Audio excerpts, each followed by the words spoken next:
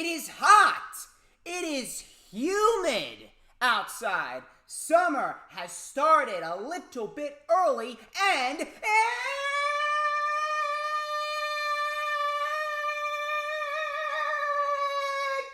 Saturday! You know what that means. We're live! Ladies and gentlemen, I am the one and only DJ Storms, and I would like to welcome each and every single one of you back here to the channel on YouTube.com, as of course, you already know who I am, Mr. Controversy and the operator of the best damn Twitter handle known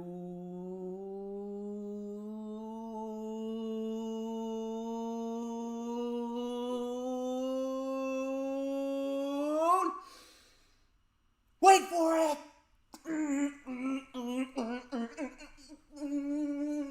Wait for it. To mankind. This is the official Lightning Flash update for Saturday, June 5th, 2021. We're starting off the month of June in a big damn way. And look at this. Look at all the people we got. We got Peanuts. We got Adam Carl. We got Brian King. We got Drew on the Beat. We got Dee Dee. My girl Danielle. We got Gamers Goon. How you doing, brother? We got Matt Moody. We got Escobar Morales. We got Nathan Curse. How you doing? We got Cool King. My boy, Cool King, a.k.a. Mr. Rob Welsh Jr. How's everybody doing today? We already got 11 concurrent viewers and 11 likes. We are starting it off hot here on the channel. That's what I like to see. And we got a stacked show here. We got a very, very, very stacked show. Look at that. We got Kevin Fiola. How you doing, brother? Be sure to hit that like button. If you haven't already hit the like button, be sure to hit that like button. I'm glad to see everyone is doing well. Thank you very much, everyone, for stopping by. I greatly appreciate it, and we got a lot to talk about. And I mean, I'm already out of fucking breath. I'm starting to run out of fucking breath. I'm getting old in my age. I've been doing this for almost 4 years now. Come July 16th, it'll be 4 years of DJ Storms. I've been doing it for so damn long, my lord. See, Danielle already says wait for it. She knows. She knows. She knows. But I'm glad everyone's here. I'm glad everyone is doing well. I always know how to start the show hot. We got a show playing in the background. Here's what I want to start off with. A little serious note to start off the show. A little serious note to start off the show.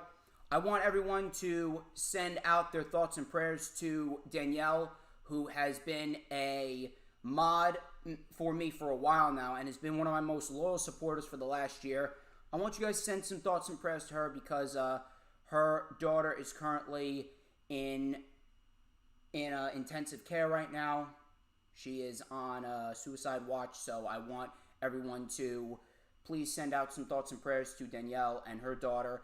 And I do want to say, if you are going through something, please talk to someone you can trust, talk to a family member, talk to a friend. Get the proper help that you need because the world needs you.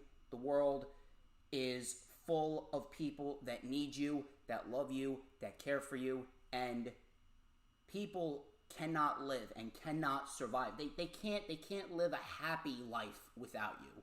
So please, if you guys can, just please send some prayers to Danielle.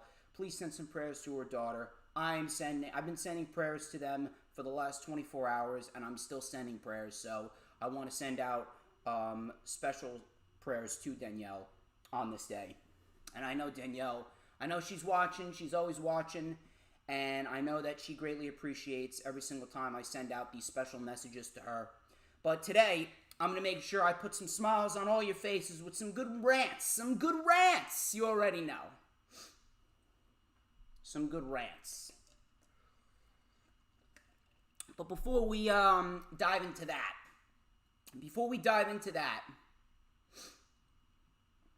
I want to get through some self-brand promotion and advertisements. First things first. If you guys aren't already doing so, please follow me on the Twitter sticks at HistoryMakerDJS. You will find out why I am the operator of the best damn Twitter handle known to mankind. Please make sure you follow me on Instagram at TheDJStorms.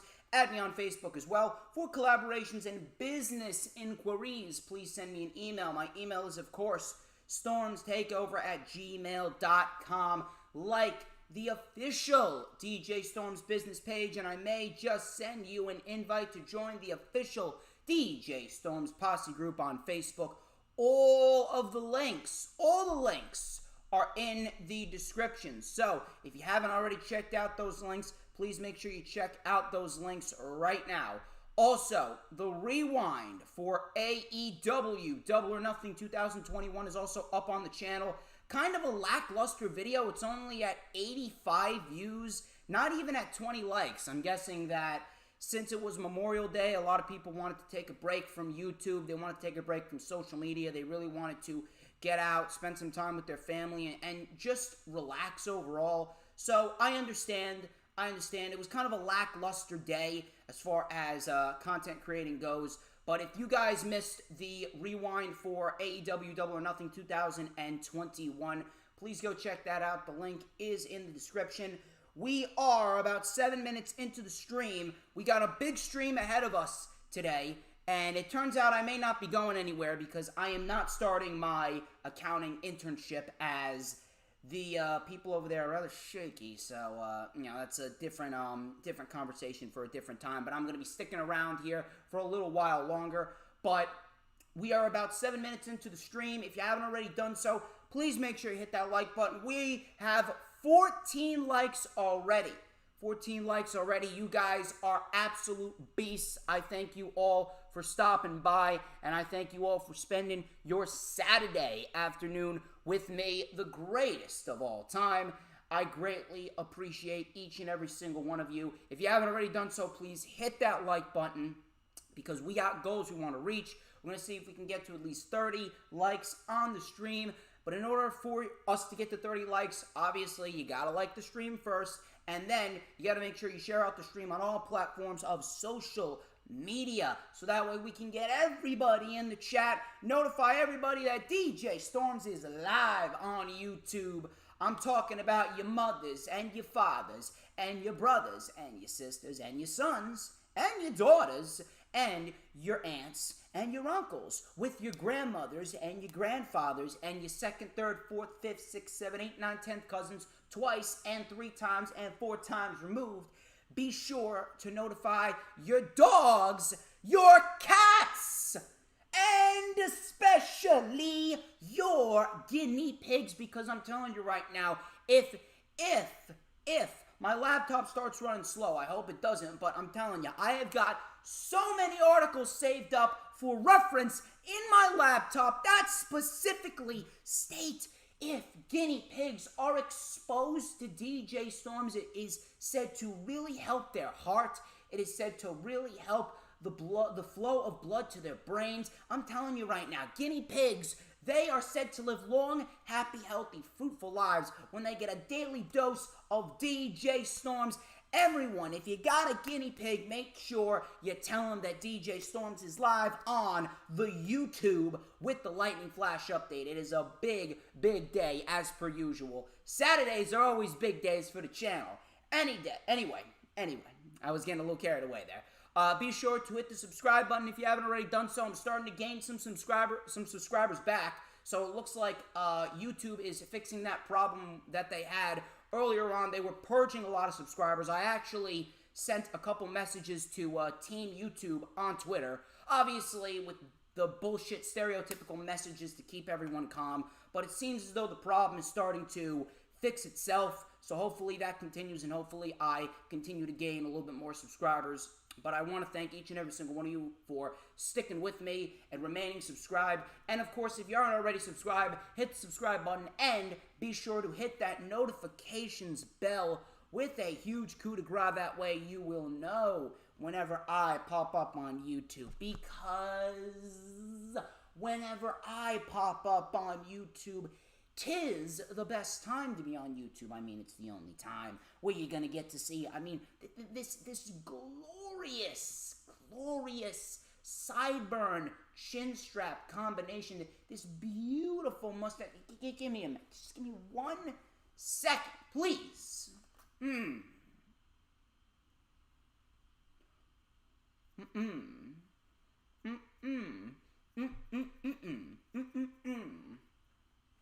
Everybody wants a piece of the Stormsmeister. You already know the drill. Hang on 1 second. Allergies are killing me.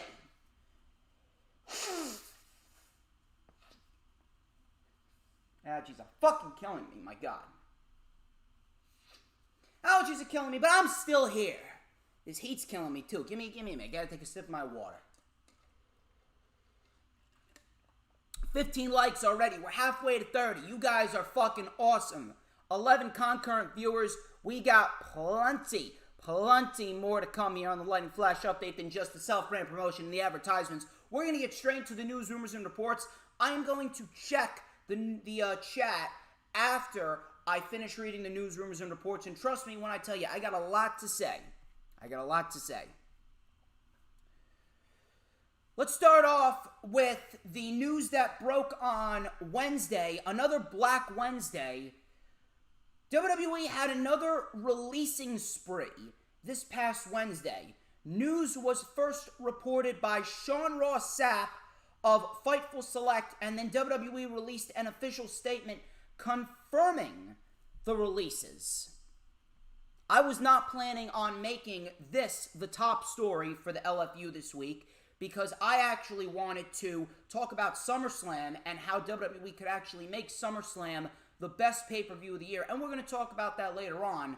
But apparently, WWE had a releasing spree of talent. WWE has released a shit ton of talent over the course of the last 2 months, starting all the way back on April 15th of this year, when they released Samoa Joe, Kalisto, Chelsea Green, Mickie James, among many other names. And then they released another slew of talent from NXT, namely Alexander Wolf, a referee. We had Jessamyn Duke released. And then this set of talent was actually the most shocking, because this amount of talent actually had the potential to all of them be major stars, well, apart from Lana. But we'll talk about that. Let's talk about the names. The released names from this past Wednesday are as follows: Santana Garrett, Lana, Buddy Murphy, Ruby Riot, Aleister Black, and Braun Strowman. All of these superstars were released late Wednesday morning. Now, this legitimately came as a shock to everyone. It legitimately came out of left field, and it just came out of nowhere. Let's go one by one. Let's go one by one and talk about these releases, all right? Santana Garrett. Santana Garrett was an individual who was never given the proper opportunity. She was an individual who was mainly used as an enhancement talent to get others over in NXT, and then they called her up to the main roster, and then they didn't utilize her for months, and then they just released her. This is actually a woman who has been wildly touted by many individuals up and down the wrestling industry as being a very, very, very good and a very talented professional wrestler, but she never had the proper opportunity to showcase what she can actually do. In a day and age where you need new faces, you need talent, new talent to showcase on television. In a day and age where you need to create new stars because people are sick and fucking tired of seeing the same fucking individuals in the same repetitive, recycled feuds each and every single week on Raw and SmackDown. In a day and age where the creation of new stars is vital, why would you pass up an opportunity to utilize a woman like Santana Garrett and tap into the potential that we haven't even seen yet?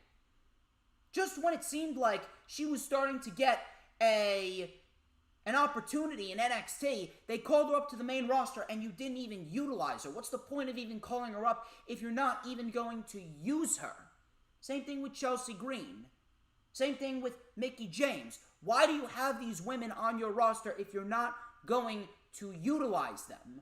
Why do you have these individuals, period, on your roster if you're not going to give them the opportunity to show us what they can do and show us that they actually have the potential to be major stars? They could actually be solid hands and they could generate interest in a product which right now is at the lowest of low. Your product right now, the WWE product, is at the lowest of low that it's ever been in its 60-plus year history. Why would you pass up an opportunity to create a new star in the women's division, like Santana Garrett? I'm not saying that she's going to be the face of the women's division for generations to come, but at the end of the day, you could have done something with her, and you could have created a nice solid hand in the division, so that way you could have put her up against someone like a Sasha Banks or a Bianca Belair or a Bayley and generate her credibility, so that way she could possibly be used as an individual to plug into a championship program to get someone like a Bianca or a Sasha or a Bayley through another title defense. Why just waste these individuals away in the back when they could be out on television actually showing us why they deserve to be there? Why did you even pull her from NXT? Santana Garrett was given the Deonna Purrazzo treatment. Why did you even sign Deonna Purrazzo if you weren't going to use her? And then when she was just starting to get the opportunity in NXT, what did you do? You released her. Fucking stupid. Look at the divisions on Raw and SmackDown right now. They are the worst that they've ever been. The Divas division looks better than the women's divisions right now. It's fucking pathetic. It really is. Santana Garrett, never given an opportunity. Lana.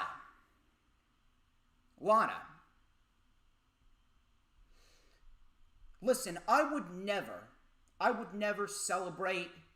I would never ever celebrate that someone lost their job. I would never ever jump for joy that someone is out of employment. I would never ever advocate for someone to lack the ability to provide for themselves and provide for their family. I'm not like that. I'm not an asshole. I would never ever want someone to deliberately lose their job just because I don't like them. But you're not going to hear any complaints out of me that we're not going to see Lana on television again. And you're not going to see a tear shed from my face that Lana is gone. Lana was garbage. Lana sucked. Lana was trash. There was a point in time where I was saying, okay, you released Gallows, you released Anderson, you released Samoa Joe, you released Kalisto, you released Deonna Purrazzo, but you kept Lana on your roster. Now she's gone, so I can't really complain that they got rid of her. Because Lana was a talentless hack. Lana did not succeed in any role on WWE television outside of one. The only role in which Lana had any value in, and the only spot in which Lana actually added a sense of interest on WWE television was when she was managing her real-life husband, Miro. That's it. Every other role that Lana was involved in was trash. Every single role that Lana was involved in was shit. The storyline with Bobby Lashley was shit. The partnership with Natalya was shit. The feud with Nia Jax was shit. And the tag team with Naomi was shit. Everything that Lana did turned to shit. She actually made the show worse just by being on the show. And to be quite honest, I think a lot of people were very, very, very surprised that Lana was able to last this long after Miro got released. And to be quite honest, the only reason why she lasted this long was because Vince McMahon wanted to keep her on the roster so that way they could take out their anger on Miro after Miro cut that promo all the way back in September, and they wanted to put Lana through a table for 9 straight weeks. I'm surprised that didn't continue into this year, going into WrestleMania, and we didn't get Lana versus Nia Jax in a fucking tables match at WrestleMania. Lana sucked. Lana sucked. She was a waste of a payroll, and she was a waste of space on the main roster. I feel sorry for her that she lost her job, but at the end of the day, she was nothing special, and she made the show worse. I'm sorry, but the truth is the truth. Now, where does she go? Where does she go? I can see her going to AEW, and I can see her being paired with Miro again, and they're going to have a partnership on television, and they could very well be a power couple, because that's where Lana is going to succeed at. Lana is going to succeed in a managerial role. She is like Zelina Vega. Zelina Vega was not a good professional wrestler. Zelina Vega succeeded as a manager to Angel Garza and Andrade, and then they broke them away from Zelina Vega, and then Zelina Vega branched off and fought in the ring for the Raw Women's Championship and did nothing. Lana succeeded as a valet, as a manager, and that's where she's going to succeed in the future, as a manager for AEW for Miro. Now, Santana Garrett, she could also succeed for AEW. She could very well go to Impact. We could see her in Impact or in AEW, but either way, the women's division in Impact and AEW, they're both going to benefit from someone like Santana Garrett, because Santana Garrett, there's a lot of untapped potential in Santana Garrett. Especially with the women's division on AEW seeing a rejuvenation and a revitalization. You could very well see Santana Garrett on AEW, and Santana Garrett could be sending shockwaves, competing against the likes of Red Velvet and Ty Conti and Jade Cargill, Nyla Rose, Serena Deeb, Thunder Rosa, Britt Baker. It's going to be a very, very interesting scenario to see what happens with Santana Garrett. But Lana, the only place that she's going to succeed in is as a manager for her husband, and that's what's going to happen. I expect that to happen at some point.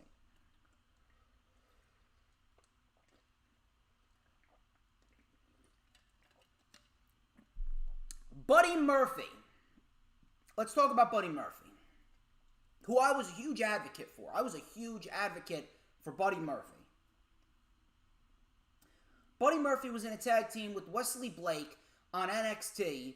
They held the titles for over 200 days. And then they broke him away from Wesley Blake. And then Triple H gave him an opportunity on 205 Live to showcase his ability and show us what he could do, right? And I watched him on 205 Live. I watched him blossom into a fucking superstar. I don't know if you guys were watching 205 Live in 2018, but 2018 205 Live was fucking great. Buddy Murphy became a fucking main event talent on 205 Live. Guy was putting on match of the year candidates with everyone that he stepped in the ring with. And I don't really want to go over the top with this, but you know how we talk about Kenny Omega and how Kenny Omega is the best bout machine, and every single time Kenny Omega steps into the ring, he always puts on a match of the year candidate with his opponents. He always brings his opponents to the best match of their career. You know what I'm talking about. Kenny Omega makes his opponents feel like the biggest deal on the planet. Kenny Omega brings his opponents to the best match of their life. That's exactly what Buddy Murphy was doing on 205 Live throughout 2018. Buddy Murphy was the Kenny Omega of 205 Live. He was putting on match of the year candidates with Cedric Alexander, Mustafa Ali, Kalisto, Tony Nese, everybody. He was a main event talent, held the Cruiserweight title for nearly 200 days. Then they called him up to SmackDown.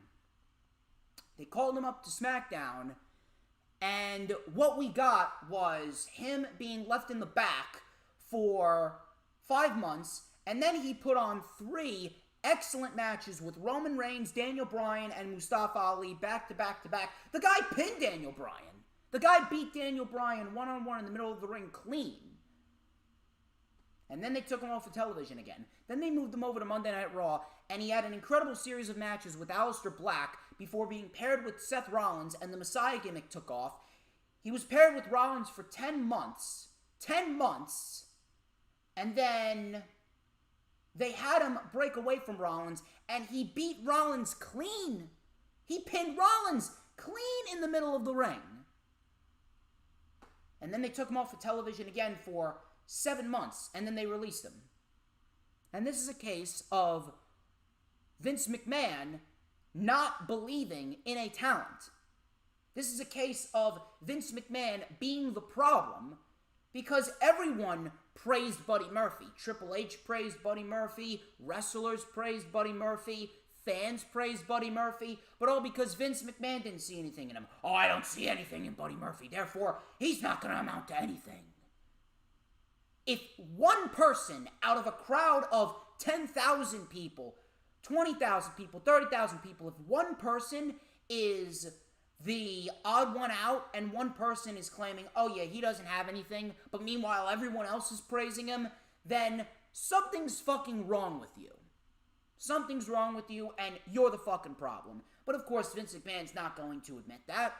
Of course, Vince is not going to admit that. Vince isn't going to acknowledge that he's the problem. Why would he? The guy's an ego fucking maniac. Buddy Murphy was never given the proper opportunity. How this guy wasn't a solid United States champion, a solid Intercontinental champion, is just beyond me. It's absolutely beyond me. I'm not saying that he's going to be a world champion. I'm not saying that he's going to be a main event talent, but the guy could be a solid hand in whatever division that you put him in, and you just let him waste away. With this release, the Midcard in SmackDown, that's now depleted. Buddy Murphy could have easily been a challenger for Apollo Crews.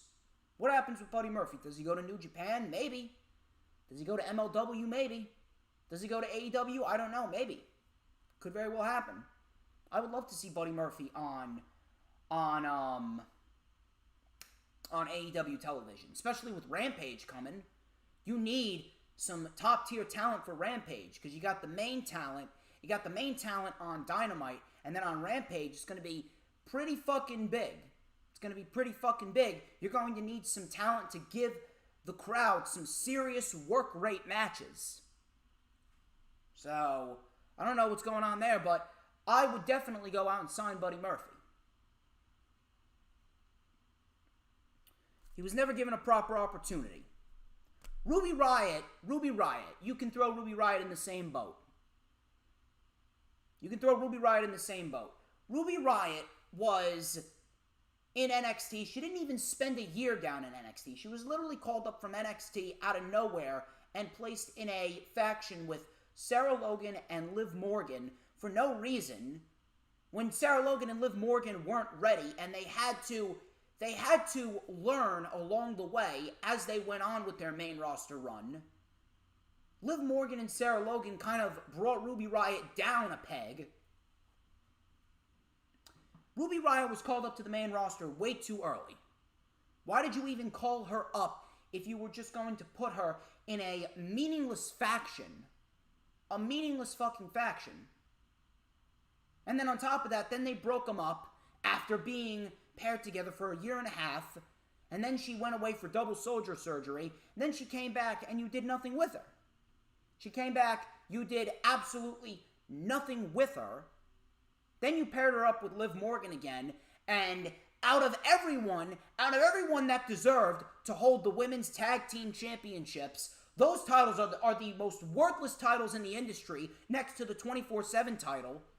Out of everyone to hold those titles, you don't even give Ruby Riot and Liv Morgan a chance to hold those titles? Think about this for a minute. You pair her up with Liv Morgan, and then you release her less than a year later. WWE didn't even deem Ruby Riot worthy enough to hold the women's tag team championships. What does that tell you about what they think of Ruby Riot? In a day and age where you need new talent and you need to build new superstars. I don't even understand, why are you pushing Bianca and Rhea, but why not Ruby Riot?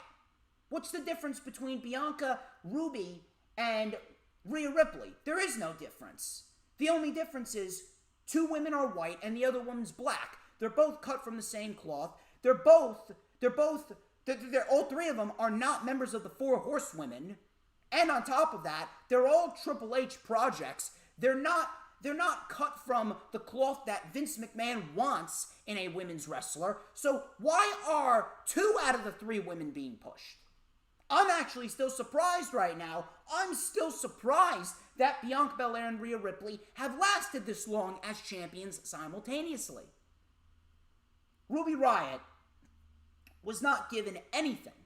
She literally wasn't given anything. The most of an opportunity that she was given was a match against Charlotte Flair at Fastlane in 2018, in which she lost. It was a very good match, but at the end of the fucking day, Ruby Riott never amounted to anything after that.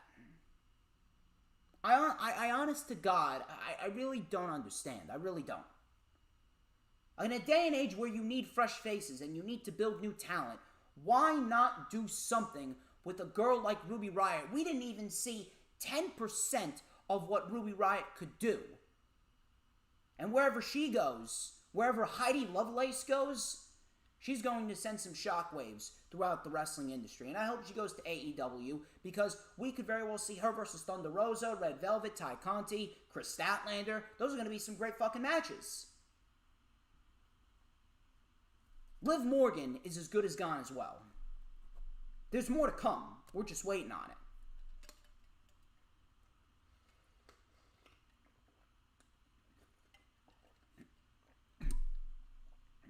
Aleister Black. This one pisses me the fuck off.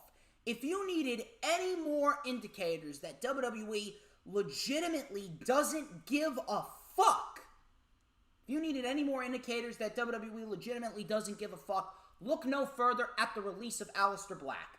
This guy was a main event level talent in NXT. He was compared to the likes of The Undertaker. There's never going to be another Undertaker, but the comparisons were there.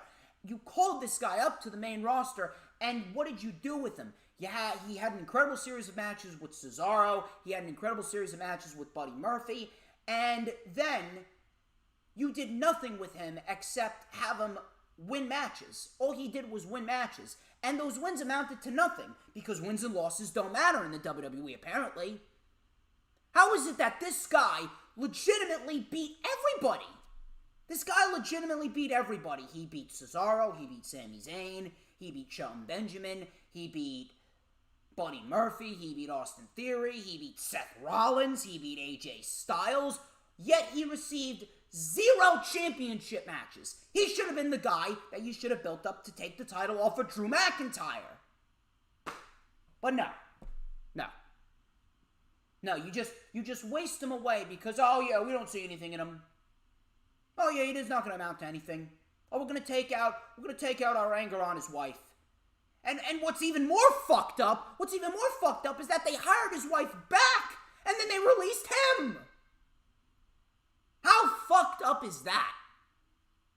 Guy should have been a world fucking champion. The fact that he wasn't even a US champion is just beyond me. Guy should have been groomed to be a world fucking champion by this year's WrestleMania. And what's even more fucked up is he was on SmackDown 2 weeks ago. Where he cost Big E the Intercontinental Championship. 2 weeks later, he's released. You spent all this money on these beautiful promo packages, and he returned and cost Big E the Intercontinental title, and then he's released. We'll release him. You fucking serious? Are you legitimately fucking serious right here? Aleister Black, he's going to be a main eventer wherever he goes. Tommy End, I hope to God he shows up in AEW, because if he shows up in AEW, we're going to get some fucking classics with the likes of Cody, Andrade, Adam Page, Kenny Omega, Rey Fenix, Miro. We're going to get some damn good fucking matches with Tommy End in AEW. The fact that this guy was suppressed and this guy was shafted at every single moment, It's just absolutely beyond. It's mind-boggling to me. It's beyond my comprehension. It is legitimately beyond my comprehension. Guy should have been a world champion within the first year of his run on the main roster, and you didn't do anything with him. You didn't do anything with him. Guy beat everyone. Guy ran through everyone on the main roster, and he received no title opportunities. How is that fair? How is that fair that this guy was winning and winning and winning and winning and winning, yet he received no title opportunities, yet Seth Rollins lost a fucking match to Kevin Owens at WrestleMania, and then a month later he's challenging Drew McIntyre for the fucking WWE Championship? How does that make any fucking sense? Fucking ridiculous. Shit like that makes my blood boil. I'm fucking sweating.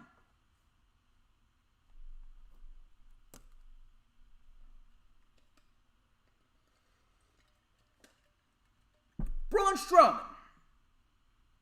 Braun Strowman. Braun Strowman. Braun Strowman is a very special case. Braun Strowman, he failed because of two reasons. Normally when someone fails in the WWE, it's either because of one of two reasons. Number one, they just flat out suck. He just flat out suck. Or two, management mishandled them. In Braun Strowman's case, it's both cases. In Braun Strowman's case, Braun Strowman is a rare breed. It's both his fault and it's both WWE's fault. Braun Strowman debuted in 2015 as a member of the Wyatt family. Fun fact, actually. I don't think any of you actually know this. I think Earl Cole knows. Earl Cole may know this. I was actually there in the Barclays Center, live in attendance when Braun Strowman debuted.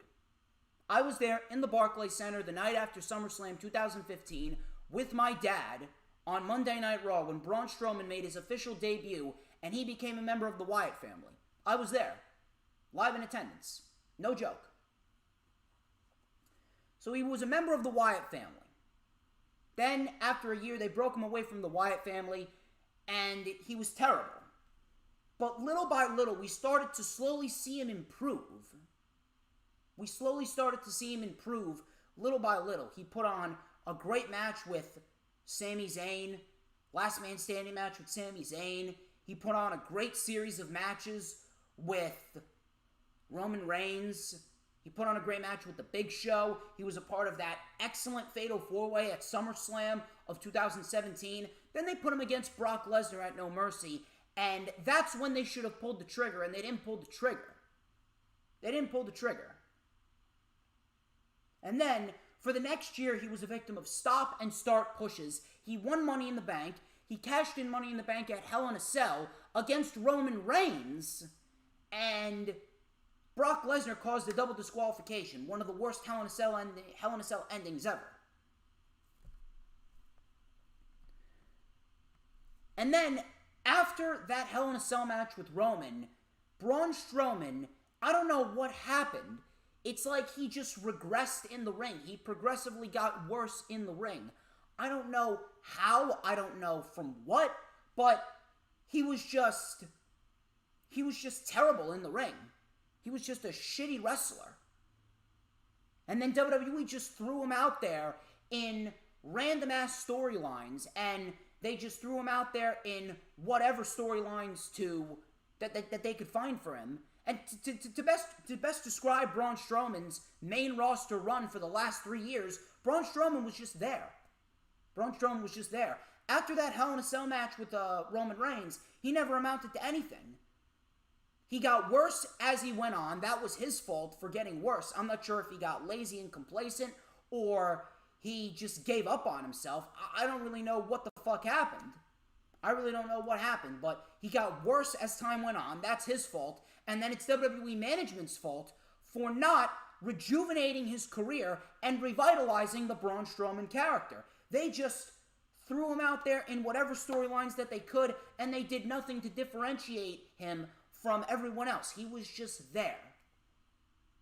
Braun Strowman put on all but 2 good matches after that Hell in a Cell match with Roman. One was the match against Seth Rollins at Clash of Champions 2019, and then the triple threat match that we saw last month at WrestleMania Backlash, and then that was it. And then, goodbye, Braun Strowman. I don't even know where he's going to go. I'm not even sure if he's going to go anywhere. I'm not sure if he's going to rejuvenate his career. I'm not even sure if he's going to stay in the wrestling industry. I don't know what's going to happen. I honest to God don't know what's going to happen. But with Braun Strowman, it's a case of both him and WWE fucking up.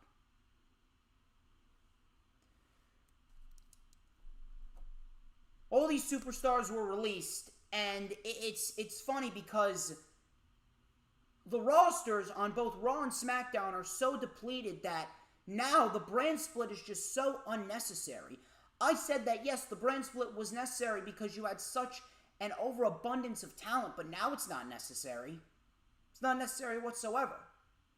Now, out of all the times in your company is the right time to have a merged roster. And what WWE needs to realize sooner rather than later is because the more that they continue to release talent, the less talent they'll have to push. And then the more and more we're going to see the same people on television in the same exact storylines week after week, and the more their audience is going to deplete. They lost over 3 million concurrent viewers in the last 7 years. That's not even half a decade. Look at the Raw ratings from this past Monday, a 1.42. And it's only going to continue to get worse. By the end of the year, I expect them to be down to a 1.1, 1.2. And now there's rumors of WWE potentially being sold. And you know what? To be quite honest with you, I wouldn't even put it past them. I wouldn't put it past them whatsoever, because at the end of the day, Vince McMahon, he's got 1,001 tactics that he's picked up during his day in business that he could literally just pull out of his ass to make this company money within minutes. So it wouldn't surprise me if WWE is sold within the next few years. To who? I don't know. Some people have said Fox, some people have said Disney, some people have said NBC Universal. I don't know. It could be any one of those individuals, and it wouldn't surprise me if it is. But at the end of the day, I don't give a shit. I don't give a shit who buys the WWE, whether it's NBC or Fox or Disney. I don't give a shit if it's Vince in charge or Bruce in charge or Triple H or Stephanie or Shane. I don't give a shit how much money they're making this year. I don't give a shit how much money they made last year. I don't give a shit about how much money they make 20 years from now. All I want is a good show. All I want is a show that I can watch on Monday and Friday for 2 to 3 hours and be satisfied. Is that legitimately too much to ask? It's not that hard. It is not that hard to write 2 to 3 hours of decent television. They just don't want to do it. Vince McMahon has done everything in his power to dance around the issue at hand. It is fucking ridiculous. And I expect more cuts to come. And it wouldn't surprise me if WWE is sold, because Vince McMahon wants to make money within the snap of his fingers. He wants to make money by expending the least amount of energy as possible. Those are my thoughts on the releases. I got a couple more reports, and then we're going to talk about SummerSlam and how WWE can make it the best pay-per-view of the year, and then we're going to talk about the weekly shows this week, which the majority of them sucked. NXT and AEW were the only good shows. Well, NXT UK wasn't bad. WWE main roster product, WWE sucks. The company sucks. Jesus, I spent 45 minutes ranting on that shit. Here's another report. Brock Lesnar, if you didn't already know, Brock Lesnar was actually moved back to the Monday Night Raw roster section. He was moved from the alumni section back to the Monday Night Raw roster section. Brian Alvarez reported that WWE could be preparing for Brock Lesnar's return to the WWE. McIntyre mentioned in a promo before his match with Kofi on Monday that he beat Brock Lesnar. Kofi couldn't. Then he said he was going to beat Kofi. Lashley then was interviewed and he said, "Why are they talking about somebody who doesn't even work here?" Brian Alvarez said, and I quote, "When I heard that, I thought they are building toward Lashley versus Lesnar. This is a match that they have not done. It is a match that people have been asking for a long time. And maybe that's their plan for SummerSlam. Maybe that is their plan for WrestleMania, etc." End quote. Now, for all of those people that are getting all excited and jumping for joy, "Oh my God, Brock Lesnar, Bobby Lashley, this is a great idea. We've been waiting all our lives for this match, blah, blah, blah, blah, blah." Why would you even want to take that risk if Bobby Lashley's the WWE Champion? Well, one of two things is going to happen. Either Lashley's going into SummerSlam and probably facing Lesnar for the title, or McIntyre's going into SummerSlam and probably facing Jinder Mahal for the title. Both of those routes are terrible routes. I don't understand why you would even advocate for a Brock Lesnar Bobby Lashley match for the WWE title. Do you understand the company's track record with Brock Lesnar in world title matches? If Brock Lesnar is in a world title match, there's a 99.999999999% chance that he's going to win. And WWE, in their sick and twisted mind, they still think Brock Lesnar's a draw. And they're going to put Brock Lesnar on Monday Night Raw as the WWE Champion, and we're going to be right back in the same boat that we were in before Brock Lesnar was even beaten by Drew McIntyre at last year's WrestleMania. So why the fuck would you even want that? To anyone that's excited about that, if Brock Lesnar Bobby Lashley happens at SummerSlam for the title, Lesnar's winning. You think they're really going to bring Brock Lesnar back to do the job for Bobby Lashley when it's for the WWE title and they still think Brock Lesnar's a draw? Yeah, Bobby Lashley's going to go over Brock Lesnar in a title match. Sure.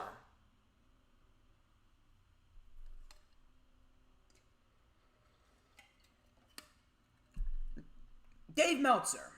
I got some news on AEW. He actually reported that Awesome Kong and Shauna have no longer renewed their AEW contracts. Kong had children, so she was taking a break to care for her family, but Shanna reportedly had some backstage issues with some extras backstage. They felt as though she treated them poorly. So a statement has not been made yet. I don't know what's going on there, but it should be rather interesting to see what happens there. PW Insider. They reported that the opening segment for this week's Monday Night Raw, it actually ran overtime. Vince McMahon was reportedly not happy and they had to cut time for certain matches.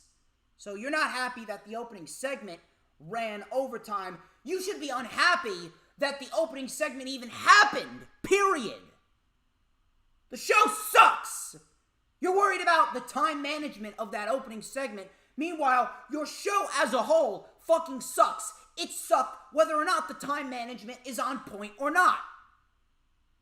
You should be unhappy, but you shouldn't be unhappy as far as the time management goes. You should be unhappy that everyone on your show looks like a fucking idiot, and no one on your show has any buzz around them whatsoever. That's what you should be mad about.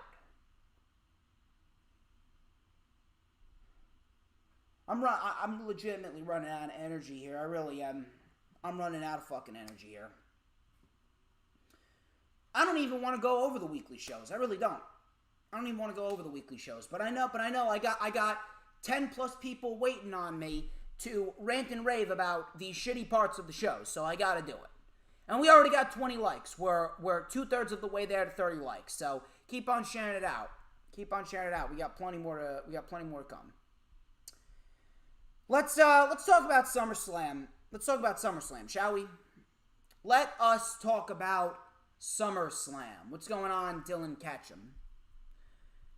Let's talk about SummerSlam.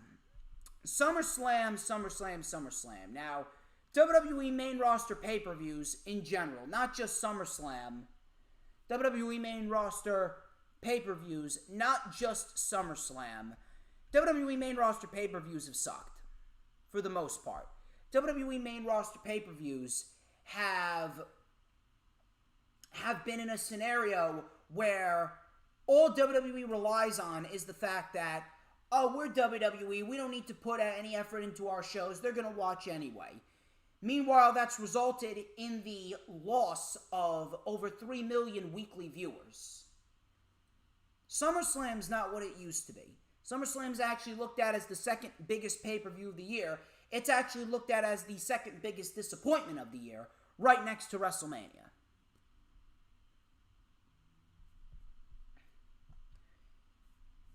Now, WWE, they don't even realize it. Well, they probably realize it, but they don't care. They have the resources at their disposal to make SummerSlam the best pay-per-view of the year. They have the resources to make SummerSlam the best pay-per-view of the year. And I'm going to go over how. Let's start at the top. Roman Reigns has been rumored to face John Cena for the Universal title, and that is a perfect marquee match to sell SummerSlam. Perfect. Roman Reigns and John Cena, perfect marquee match to sell SummerSlam. You got Roman Reigns and the Tribal Chief gimmick. John Cena coming back to chase number 17.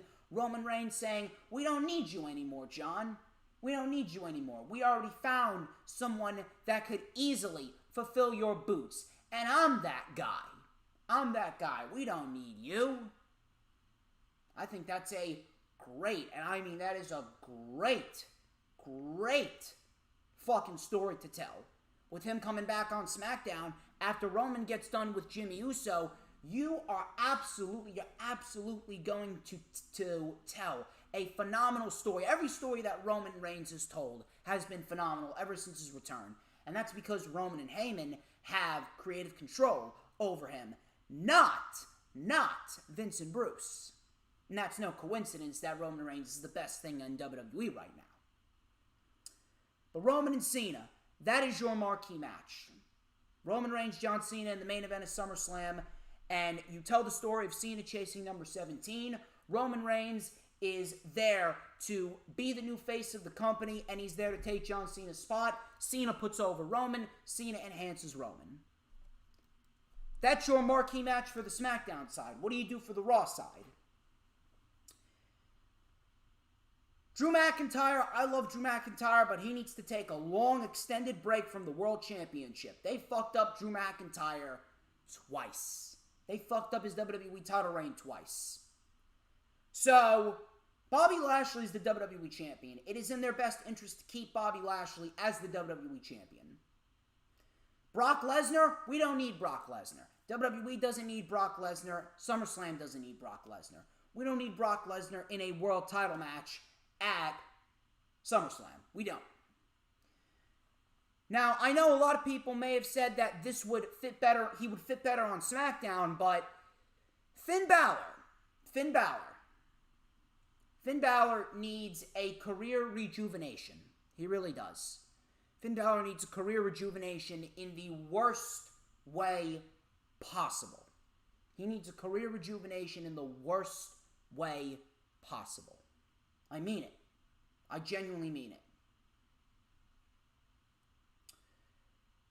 Now, I understand that Monday Night Raw, it's pretty much equivalent to a death sentence. Everyone on Monday Night Raw dies a miserable fucking death of what they were in NXT. But Monday Night Raw, you can't just leave Monday Night Raw with no one. Monday Night Raw needs all the help that they can get. SmackDown has the resources for a decent show. They just need better booking. But Monday Night Raw, they got no resources. Monday Night Raw needs desperate, and I mean desperate help. Finn Balor's the first step. You put Finn Balor on Monday Night Raw, you put him in a WWE title match against Bobby Lashley, and you have him win the title. With Finn Balor on Monday Night Raw, this opens up a wide different variety of challengers for Finn Balor as the WWE Champion. Drew McIntyre, AJ Styles, Jeff Hardy, Sheamus. All the while, you have Adam Cole on the main roster, and you groom Adam Cole. You groom Adam Cole to win the Rumble or the Chamber next year. You do Adam Cole versus Finn Balor at WrestleMania 38 for the WWE Championship, and you give Adam Cole the title. But it all starts with Finn Balor. Finn Balor, you put him on Raw, you have him beat Bobby Lashley for the WWE title at SummerSlam. There's your marquee match for the Monday Night Raw side. Now, what do you do with Edge? You know that Edge is coming back. Well, Rollins, he's in genuine need of a career resurgence because Rollins and this feud with Cesaro, it's very, very repetitive and it's really going nowhere. So you put Rollins in there with Edge and rejuvenate the story that they had all the way back in 2014 when Rollins tried to curb stomp Edge on the Money in the Bank briefcase. Edge is back, and you have Edge go in there with Seth Rollins, and Rollins gets enhanced by Edge, and that could very well be Rollins' bridge to get to Roman Reigns, because you know that they're going to do Rollins and Reigns. You know that they're going to do Rollins and Reigns, and Rollins is going to face Roman, and we're going to get Rollins and Roman at some point before Roman Reigns loses the Universal title. You know it's going to happen. But that could be Rollins' bridge to get to Roman Reigns. Plus Edge, he doesn't need to win. You'll tell a great story, and Rollins will win. Edge doesn't need the win because Edge, he's mainly there to enhance others. Simple as that. Edge and Rollins would be a great undercard match. It would be probably, if they play their cards right, it could probably be the best story going into SummerSlam. So those are your top three matches that you have for SummerSlam. Finn Balor, Lashley, Cena, Reigns, Edge, and Rollins. Now what do you do with the mid-card? Apollo Crews is the Intercontinental Champion. Apollo Crews is the Intercontinental Champion, as he should be. He should not be losing that title until SummerSlam. Who do you have him lose it to? Realistically, there's nobody better to beat Apollo Crews right now than Cesaro. Cesaro clearly is not winning the Universal Championship. Cesaro was clearly not beating Seth Rollins when they have their inevitable third match at Hell in a Cell. So why not put him in the mid-card and give him the Intercontinental title? You may as well give him something. Give him something that he could work with. Put the title on Cesaro. Then you can have him in the mid-card, facing guys like Sami Zayn, Kevin Owens, and Big E. Be a great fucking Intercontinental Championship title program with Crews and Apollo. Not Crews and Apollo. Crews and Cesaro. And then you can build Cesaro in the mid-card with guys like what I just stated. Maybe you do a feud with Shinsuke Nakamura, and maybe you play up the fact that they were former partners. You play up the fact that they were former partners, and you could have them fight for the Intercontinental title. But Crews and Cesaro, that's probably the best match that you could do for SummerSlam for the Intercontinental title. Give them 15 minutes in the opening contest and have them tear the house down. Cesaro, with everything that you've done with Cesaro this year, there needs to be a payoff. There needs to be a payoff. If he's not going to be a Universal Champion, give him the Intercontinental title. Crews, Cesaro, Intercontinental title. Give him 15 minutes and give the title to Apollo. Not Apollo Crews. Give the title to Cesaro. Crews, he can move on to something else. Now, what do you do for the Raw side? What do you do for the Raw side?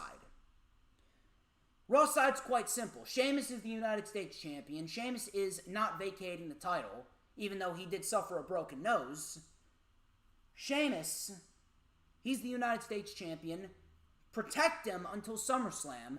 Put him against Damian Priest at SummerSlam. Sheamus versus Damian Priest. And Damian Priest wins the U.S. title. Damian Priest is obviously not ready for the WWE Championship, not yet at least, so put him in the mid-card.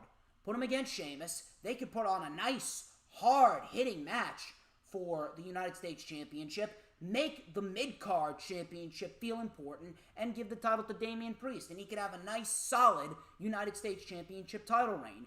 He has a nice, solid string of challengers in the mid-card. Angel Garza, Drew Gulak, Ricochet. You could put Drew McIntyre in there. I'd love to see Drew McIntyre versus Damian Priest. Priest and Sheamus. Give Priest the U.S. title. Let's talk about the women.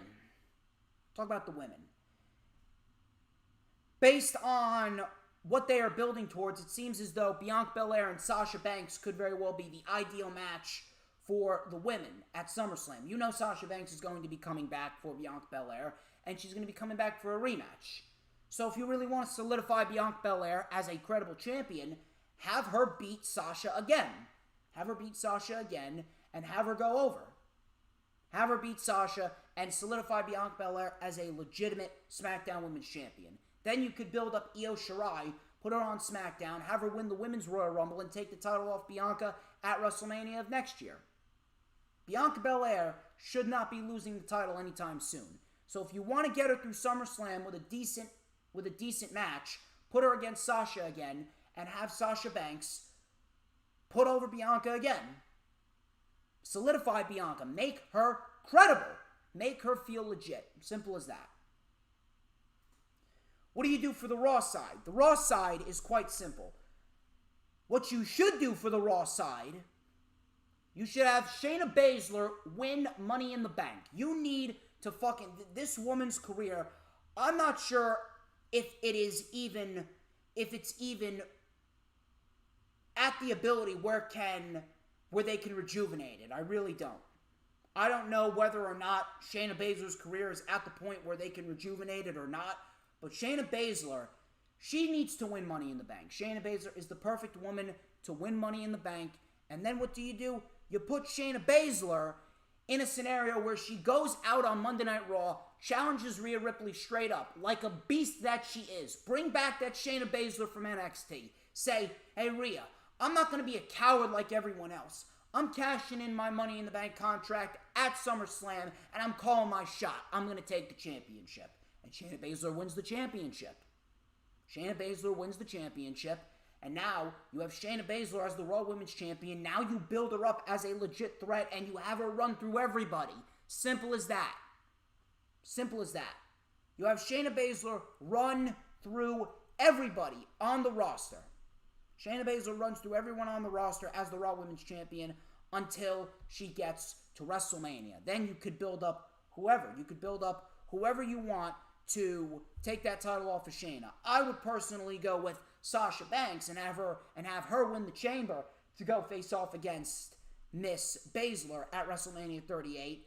But that's just me. That's just me. But Rhea Ripley versus Shayna Baszler, you could play up their history in NXT, and you can easily tell a decent story with Shayna Baszler coming out victorious. But Shayna Baszler, she should win the Women's Money in the Bank briefcase. She should cash in on Rhea Ripley at SummerSlam and take that title from her. What do you do with Drew McIntyre? First things first, AJ Styles and Omos, they need to lose those fucking tag team titles. They need to lose the tag team titles, and AJ needs to get the fuck away from Omos. AJ needs to get the fuck away from Omos. What do? You do AJ versus Drew. That could be an unofficial number one contenders match. AJ could win, and he can go into a WWE title program with Finn Balor. Seems like a pretty decent idea to me. That would be a great undercard match. That would give both individuals something to do at SummerSlam. You would definitely generate a nice undercard program between the two, and you can have AJ go over. You have AJ go over. AJ go over, and AJ fights Balor after SummerSlam. Now, what do you do with the tag team titles? Usos and the Mysterios. Those two teams would be perfect for the SmackDown tag team title match, but of course after Roman gets done with his program with Jimmy Uso. Simple. Usos win the titles, and you can get a Samoan Dynasty takeover. Now, what do you do with the Raw tag team titles? The Raw tag team titles, you can have RK Bro win the titles from AJ and Omos. You need to get those titles off of AJ and Omos. Put them onto RK Bro. Put them onto RK Bro.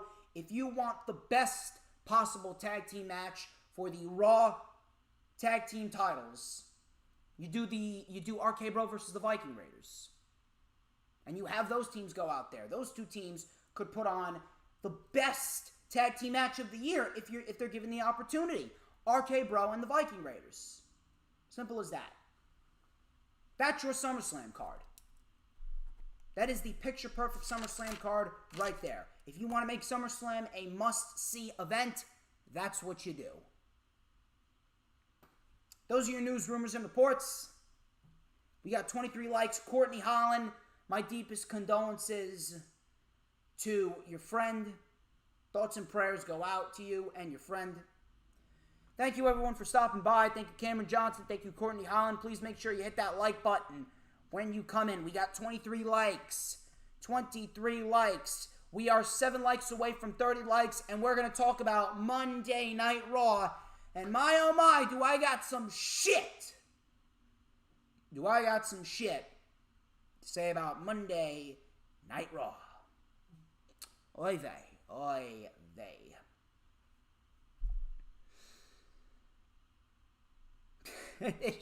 This show fucking sucked. This show absolutely blowed. It absolutely sucked donkey cock. It absolutely sucked donkey cock. Miz and Morrison. Apparently Miz is back, so his injury isn't all that. His injury isn't all that serious. I'm guessing it's just a partial tear. So Miz welcomed everyone to Miz TV. He said that the last couple weeks on Raw have been rough. No shit. Every Raw is fucking rough, Miz. The show's fucking rough with or without Miz. Morrison was wearing garlic, and he brought his drip stick.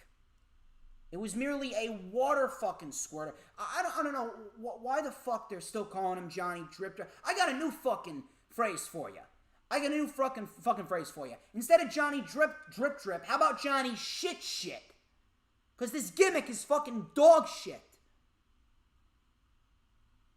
So Johnny Shit Shit brought his shit stick, which is pretty much just a water squirter. It's fucking stupid.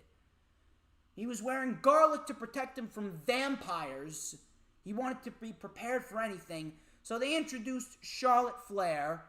Morrison was humming Charlotte Flair's theme song. I don't know what the fuck they did to this guy. This guy is an absolute fucking joke of epic proportions. So Flair promised to send Rhea to hell. Rhea Ripley then came out. She said, Charlotte, you can go to hell. Rhea calls herself the Nightmare. Rhea called herself the Nightmare and she said that she'll still be the Raw Women's Champion. They ran back when Rhea failed to beat Nikki Cross in 2 minutes before Nikki Cross came out. My fucking God. Nikki Cross, what the fuck have they done to Nikki Cross? Nikki Cross is a fucking giddy moron. You know what Nikki Cross reminds me of? You remember Gravity Falls? Anyone remembers Gravity Falls on Disney XD? For those of you that watch Disney Channel, you remember Gravity Falls, and you remember the Pines twins, Dipper and Mabel? Nikki Cross literally reminds me of Mabel from Gravity Falls. She's giddy, she's stupid, all she's missing is the braces. That's what Nikki Cross reminds me of. She legitimately reminds me of Mabel from Gravity Falls. So Nikki Cross said she's a big fan of Miz TV, and she beat the Raw Women's Champion. She said, it's only fair I get to challenge the winner. Rhea goes, you did earn my respect. Nikki then challenged Charlotte. Charlotte said she could beat Nikki in 1 minute. Nikki slapped Charlotte, and she said, you're on, you little troll. Who the fuck is scripting? I don't know who the fuck is scripting these promos, but I swear to fucking God,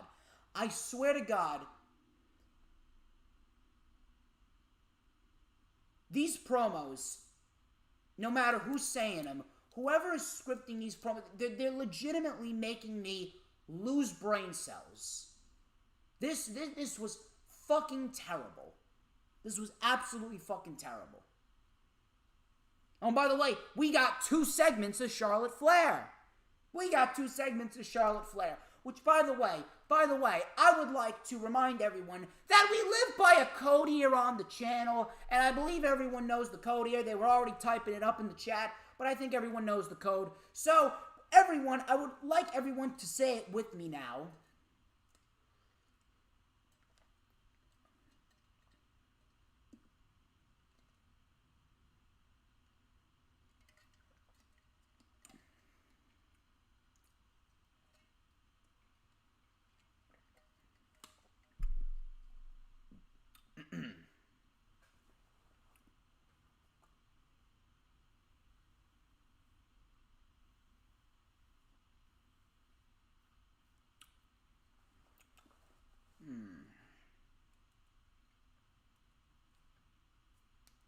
Fuck Charlotte Flair. Fuck Charlotte Flair. And all of her supporters. And I mean that wholeheartedly. Which, by the way, a friend of mine, actually, she blocked me on Twitter because I'm telling you, everyone's a fucking hypersensitive pussy. Everyone is. Don't matter who the fuck. Everyone's a hypersensitive pussy, and this individual, she's like, oh, the things that you say, they really hurt me. I guess, If I'm not talking about you, I mean, I'm telling you right now, I've even said to her that I don't talk about you unless I say your name. Then I'm not talking about you. It's not my fault. I'm not responsible for anyone's hypersensitivity. So if you're hypersensitive to things I say, go fuck yourself. I don't care. So we get Nikki Cross and Charlotte Flair, 2-minute time limit. Nikki Cross was playing cat and mouse. Charlotte then got in Rhea's face, and they made Charlotte look just as dumb as Rhea did last week, arguing with Rhea Ripley, and Nikki Cross ended up outlasting Charlotte Flair. How about that? How about that? Oh, why are they pushing Nikki Cross? I'll tell you. I'll tell you why they're pushing Nikki Cross. They're not pushing Nikki Cross because they want to. They're pushing Nikki Cross because they have to. I want you to take a look at the landscape of the Raw Women's Division. Who is there in the Raw Women's Division? Who is there that they're pushing in a singles capacity outside of Rhea, Asuka, and Charlotte? Asuka's already had her title opportunities. After the Hell in a Cell match between Rhea and Charlotte, they got nobody else. In slides Nikki Cross. So now Nikki Cross is somehow justified in getting a title opportunity. And for some reason, I don't know why, I still don't see Charlotte winning at Hell in a Cell. For some reason, I have a feeling that Charlotte's going to lose, Nikki Cross is going to face Rhea Ripley, and then Charlotte's going to win Money in the Bank and cash in on Rhea Ripley at SummerSlam. Or Charlotte's just going to straight up win the title at Hell in a Cell. Rhea is going to take a back seat. Nikki's going to take a title opportunity at Money in the Bank. Eva Marie's going to win Money in the Bank because she was wrestling in this promo package that we saw on Monday Night Raw for this Evolution bullshit. So it looks like she will be back in the ring. God help us all. They're pushing Nikki Cross because they have to. Because they got nobody else. Nikki Cross is merely an interim opponent for Rhea or Charlotte to feast on at Money in the Bank. Moving on, we had Randy Orton versus Xavier Woods. This was actually a fun little match right here. I'm not going to lie. RK Bros probably the best thing on the show. Woods mounted a comeback, spinning elbow on Orton, sliding flatliner for a 2. Orton came back with a powerbomb. I have not seen Orton pull out a powerbomb in a while. Powerbomb for a 2. Woods with a Fujiwara armbar. Orton just got to the ropes. Randy Orton with a draping DDT. Orton, then, out of nowhere, Matt Riddle was watching, and Randy Orton hit a bro Derek. Randy Orton hit a bro Derek on Xavier Woods. And he got the win. Randy Orton used Matt Riddle's finishing maneuver, and Randy Orton got the win.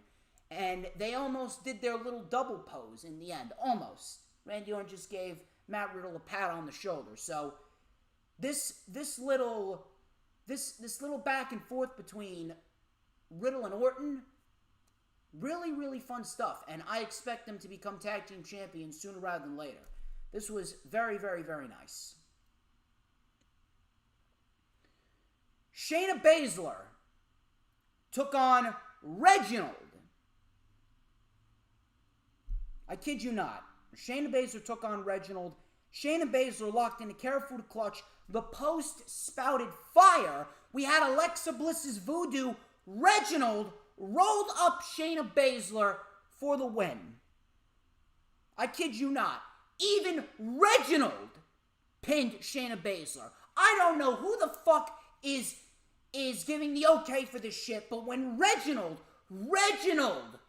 loses, Reginald actually beats Shayna Baszler. When you lose to fucking Reginald of all people in an intergender match, you are absolutely fucking done.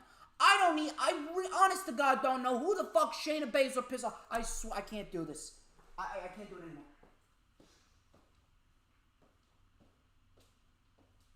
I can't do it. I just can't do it. I can't do it. I just can't do it. I can't do it. I can't do it. I can't do it. I can't do it. I honest to God can't do it anymore.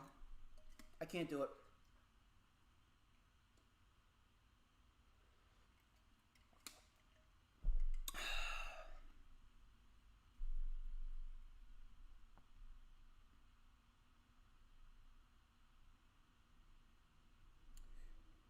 If there is one person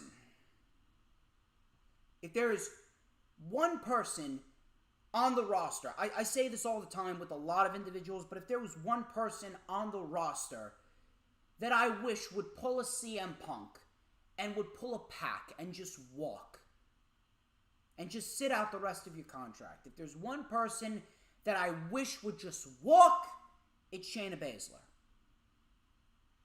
How this woman went from being an absolute killer in NXT to this shit, it's beyond me.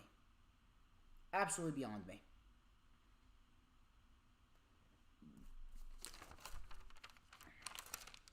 Mace and T-Bar. Disgrace and T-Balls. They took on the Lucha House Party and they won. They won with the double choke bomb. So apparently, they're pushing Mace and T-Bar. Why? They got no one in the tag team division. They got nobody else in the tag team division. So they decided, you know what? We'll keep these two together. And these two are going to be the team that takes the titles off of RK Bro down the line. Guarantee it. We're going to see Mace and T-Bar take the titles off of RK Bro down the line. Guarantee it. Sheamus came out. He said people got a problem losing like men. Ricochet and Humberto should get participation trophies. So they replayed what happened last week to Sheamus. Sheamus called their actions acts of scumbaggery. He said this open challenge was created so I could find someone worthy, and Ricochet and Humberto showed that they couldn't lace my boots. Worthy? How about you have the individuals in the mid-card start winning matches on a consistent basis? They don't need to beat you. They don't need to fucking beat you in order to get a title opportunity. That makes champions look weak. He goes, I'll take them on one-on-one back-to-back and send them back into obscurity and catering. Which one is brave enough to get this ass kicking first? So out came Ricochet. Humberto came out to distract Sheamus, and Sheamus, like an idiot, looks at him. Ricochet rolled up Sheamus for the win. And not only that, he faced Humberto right afterwards, and Humberto rolled up Sheamus, and Sheamus lost twice in one night. Sheamus even got a busted nose for his troubles. He got a busted nose for his troubles, and he lost back-to-back matches. You've fucking ruined Sheamus and his U.S. Well, it's not like they were putting any effort into his U.S. title reign to begin with. But at the end of the fucking day, who fucking cares? Good job. It's not Monday Night Raw, it's not SmackDown without champions losing on television. We had some more Eva Marie promos. I expect the worst, I'm telling you. If she does not win Money in the Bank, or she doesn't get a Raw Women's title opportunity, I'd be shocked. Lana and Naomi versus Mandy Rose and Dana Brooke. This match sucked. Dana Brooke and Mandy Rose with a terrible looking neckbreaker Samoan drop combo, and Brooke and Rose get the win. Who gives a shit? Cedric Alexander versus Shelton Benjamin. We had a thumb to the eye and a neuralizer in 30 seconds. And Cedric Alexander wins in 30 seconds. Great. Now you can both spend a lot of time drinking coffee and eating biscuits and catering. AJ Styles and Omos versus Elias and Jackson Ryker. This was for the Raw Tag Team titles. Let me tell you something right here.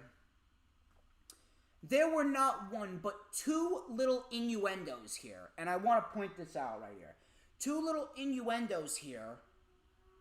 Styles and Omos, number one, they didn't even come out with the tag team titles. And then Elias walked off from Jackson Ryker in the middle of a Raw Tag Team title match. So with those two little innuendos right there, WWE told you, without actually telling you, that, we don't give a shit about tag team wrestling. We don't care. They told you without even telling you that they don't give a single shit about tag team wrestling. They told you without telling you, we don't give a fuck. Absolutely fucking terrible. Alexa's Playground. She introduced Reginald, who talked to Nia Flapjacks with 2 sticks of butter and 10 pounds of maple syrup. The whole menu at IHOP, Nia Flapjacks. She's been eating too many flapjacks. Alexa introduced Reginald. She congratulated him on his victory. Bliss said that Lily wanted to know how his time at Cirque du Soleil was. Shayna Baszler then attacked and tossed Reginald out of camera sight.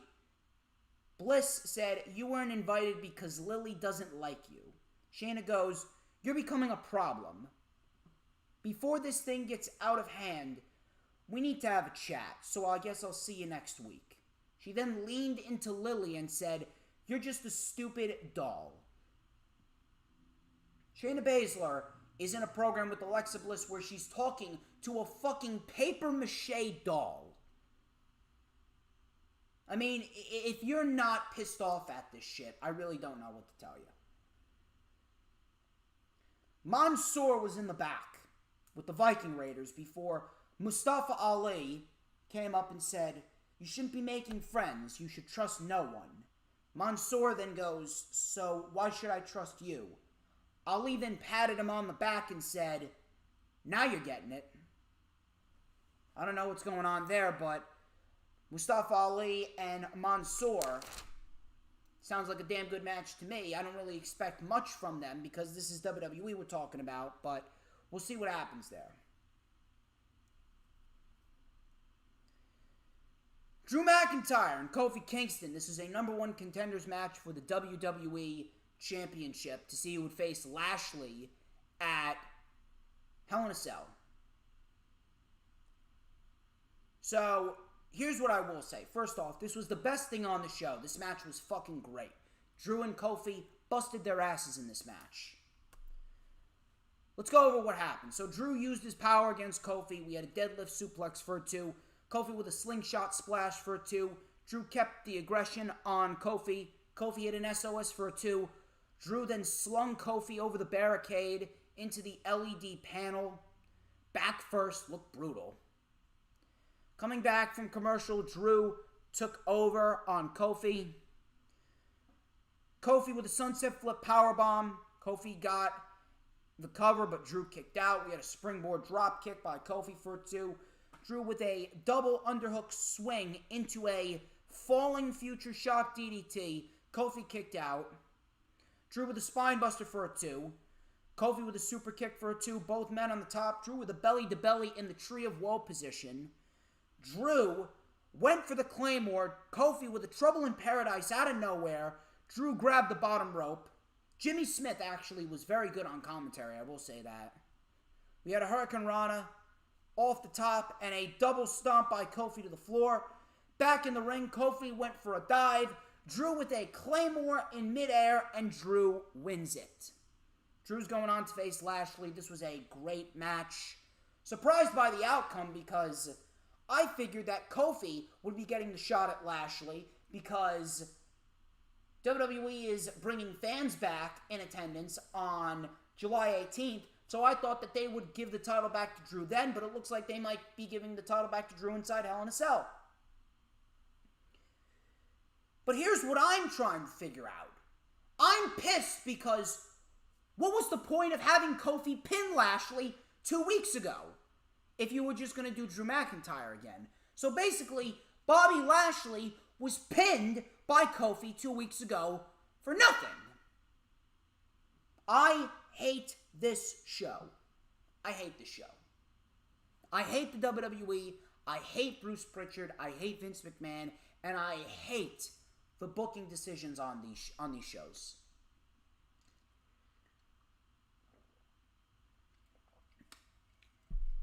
This show sucked. This show sucked.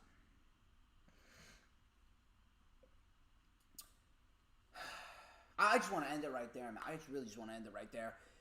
That was your that was it. That's Monday Night Raw for you. Let's check the chat. Courtney Holland, Brian King, Dee Cool King, Adam Carl. Thank you for sticking in the chat. We got 25 likes. I like it. I like it a lot. 25 solid likes. If you guys could please keep on sharing out the stream, I would greatly appreciate that. Keep on sharing out the stream because we got plenty more to talk about. We're actually going to talk about the NXT show this week, which was actually a great show this week. I'm not even lying to you. NXT put on a very, very, very nice show this week, and we're going to dissect it in its entirety. But I would like to thank each and every single one of you for sticking around. We got 4 more shows to dissect, and we're going to dissect them starting right now. Let's talk about NXT, shall we? Talk about NXT. So, Pete Dunne versus Kyle O'Reilly versus Johnny Gargano. They started off the show. This is a number 1 contenders triple threat match.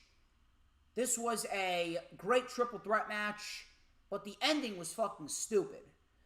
Adam Cole, now I don't mind Adam Cole causing a hullabaloo and causing a big scene. I don't mind that. Because Adam Cole causing Pete Dunne, O'Reilly, and Gargano to be laid out, and William Regal coming out, and Adam Cole getting in William Regal's face, I like that. I like Adam Cole being a defiant prick. I like that. But it's a triple threat match. That means there's no disqualifications, no countouts. There must be a winner. I don't understand how a measly attack from Adam Cole is automatically associated with a no contest. It's automatically associated with, oh yeah, all 3 men are no longer able to compete. Really? All because of a measly attack from Adam Cole? See, what should have been done is you should have just had a one-on-one match between Kyle O'Reilly and Pete Dunne, and then you could have caused a a disqualification with Adam Cole. We didn't need a triple threat, because how does a triple threat end in a no contest when it's no disqualification, no countouts, there must be a winner? So that logic gap went right over everyone's head right there. Great match, and I love the fact that Adam Cole got involved and he's defiant in the face of William Regal, but stupid that it ended in a no contest. It's a triple threat. There's no DQs. So during all of this chaos, Ember Moon came out. She called out Raquel Gonzalez. And we got a big brawl between Raquel Gonzalez and Ember Moon before security tried to hold Gonzalez back. Dakota Kai attacked Moon from behind, kneed her out of the ring. William Regal just noticed, and the heels took off. Very, very nice stuff right here. And it was confirmed that we will have Ember Moon and Dakota Kai on NXT next week, and then at TakeOver in Your House, we're going to have Ember Moon versus Raquel Gonzalez. Should be very, very nice. We got L.A. Knight, the man that stole my gimmick. I'm the only one that does this shit, alright, L.A. Knight? Because I'm the one that goes DJ Storms, not L.A. Knight. Alright? Just point it out there. So LA Knight came out trash talking, doing his thing. Fucking love LA Knight. Let me talk to you. He knows how to be a cocky asshole. I love that. I love that about him. So we took on Jake Atlas. Atlas used his quickness against Knight. This was a fairly decent match for what it was. Atlas, he's boring, but he can wrestle. So Knight with a very nice jumping neck breaker. Ted DiBiase came out to watch. We had a big power slam by Knight. Knight with a running knee and a slingshot shoulder tackle. Coming back from commercial, Atlas with a cross body for a 2. Atlas was then sent to the floor right in front of DiBiase. Atlas broke the count. Atlas was then on the offense. He hit Knight with a gut shot. Atlas with a lariat, a step-up knee, and a brainbuster for a 2. Very nice brainbuster. Grimes then came out. We had Cameron Grimes, the $1 million man. And Cameron Grimes are going to take the $1 million legacy, and we're going to the moon. Cameron Grimes. So Cameron Grimes came out. He started talking to DiBiase.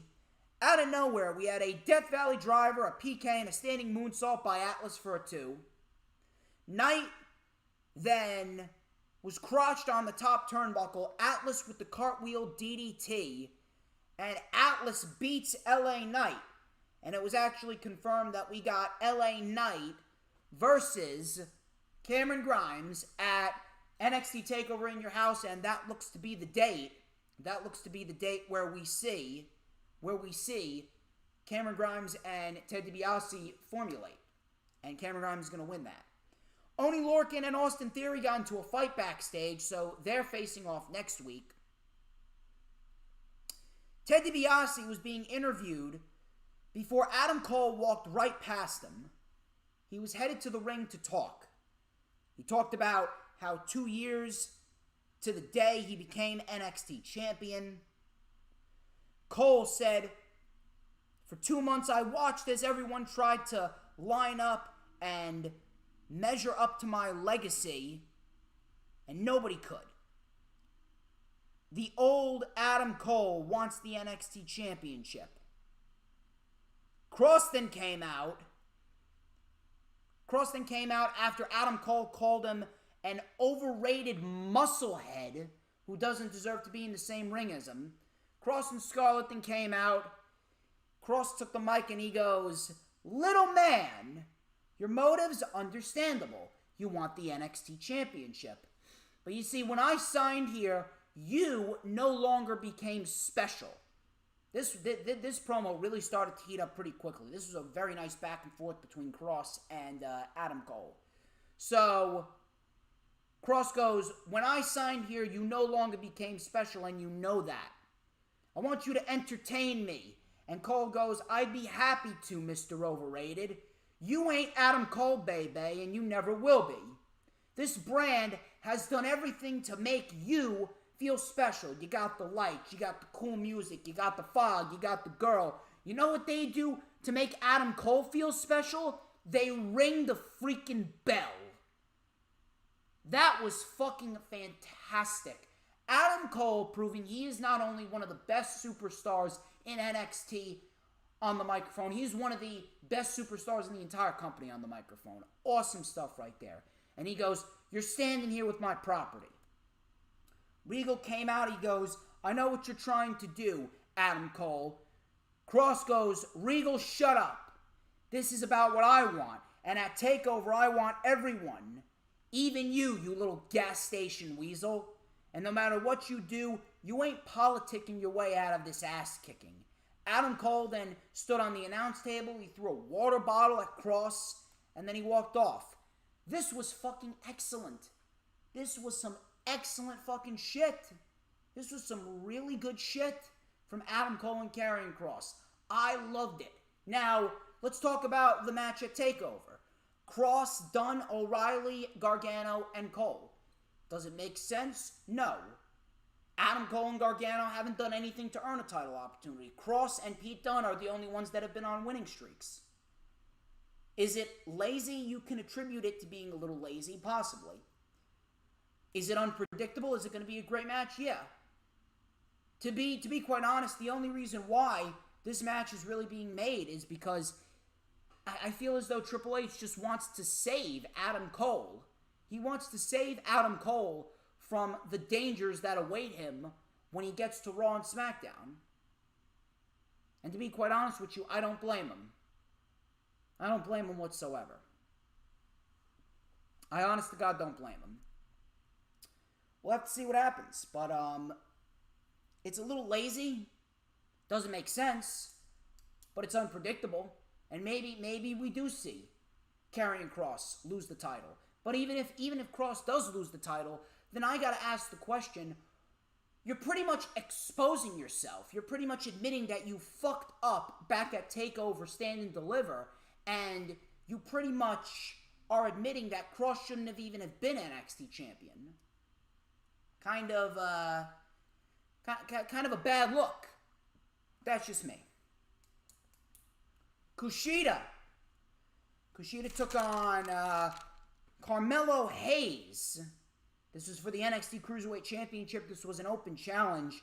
This was a very, very good match for what it was. Hayes was moving very, very quickly, very fluid. I'm liking what Carmelo Hayes can do. Nice handspring back elbow by Kushida. Hayes with a springboard back leg drop while Kushida was draped on the ropes. That got a 2 count. Coming back from commercial, Kushida came back with a diving stomp, but he missed. Hayes then with a face breaker onto the knee. Springboard clothesline for a 2. Kushida got caught with a tilt-a-whirl face plant for a 2. Kushida with a basement drop kick, right hand in midair, and a PK to the shoulder. Kushida then with a hoverboard lock, and Hayes tapped out. Very good match for what it was. Carmelo Hayes, I'm liking what I saw from him. So let's see what else he can do in the Cruiserweight division. We got Zeta Ramir and Zoe Stark versus Candice LeRae and Indy Hartwell. This was pretty standard.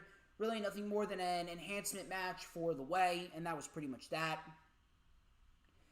We got Mercedes Martinez versus Xia Li at TakeOver. Very, very, very interesting scenario here. Xia Li was embarrassed by Mercedes Martinez at the Mae Young Classic. Storyline continuation. What a concept. We had another promo package for Diamond Mine saying opening soon. Wonder what's going to happen there with Diamond Mine. Poppy is set to return next week. I still think Diamond Mine is Parker Bodor, by the way.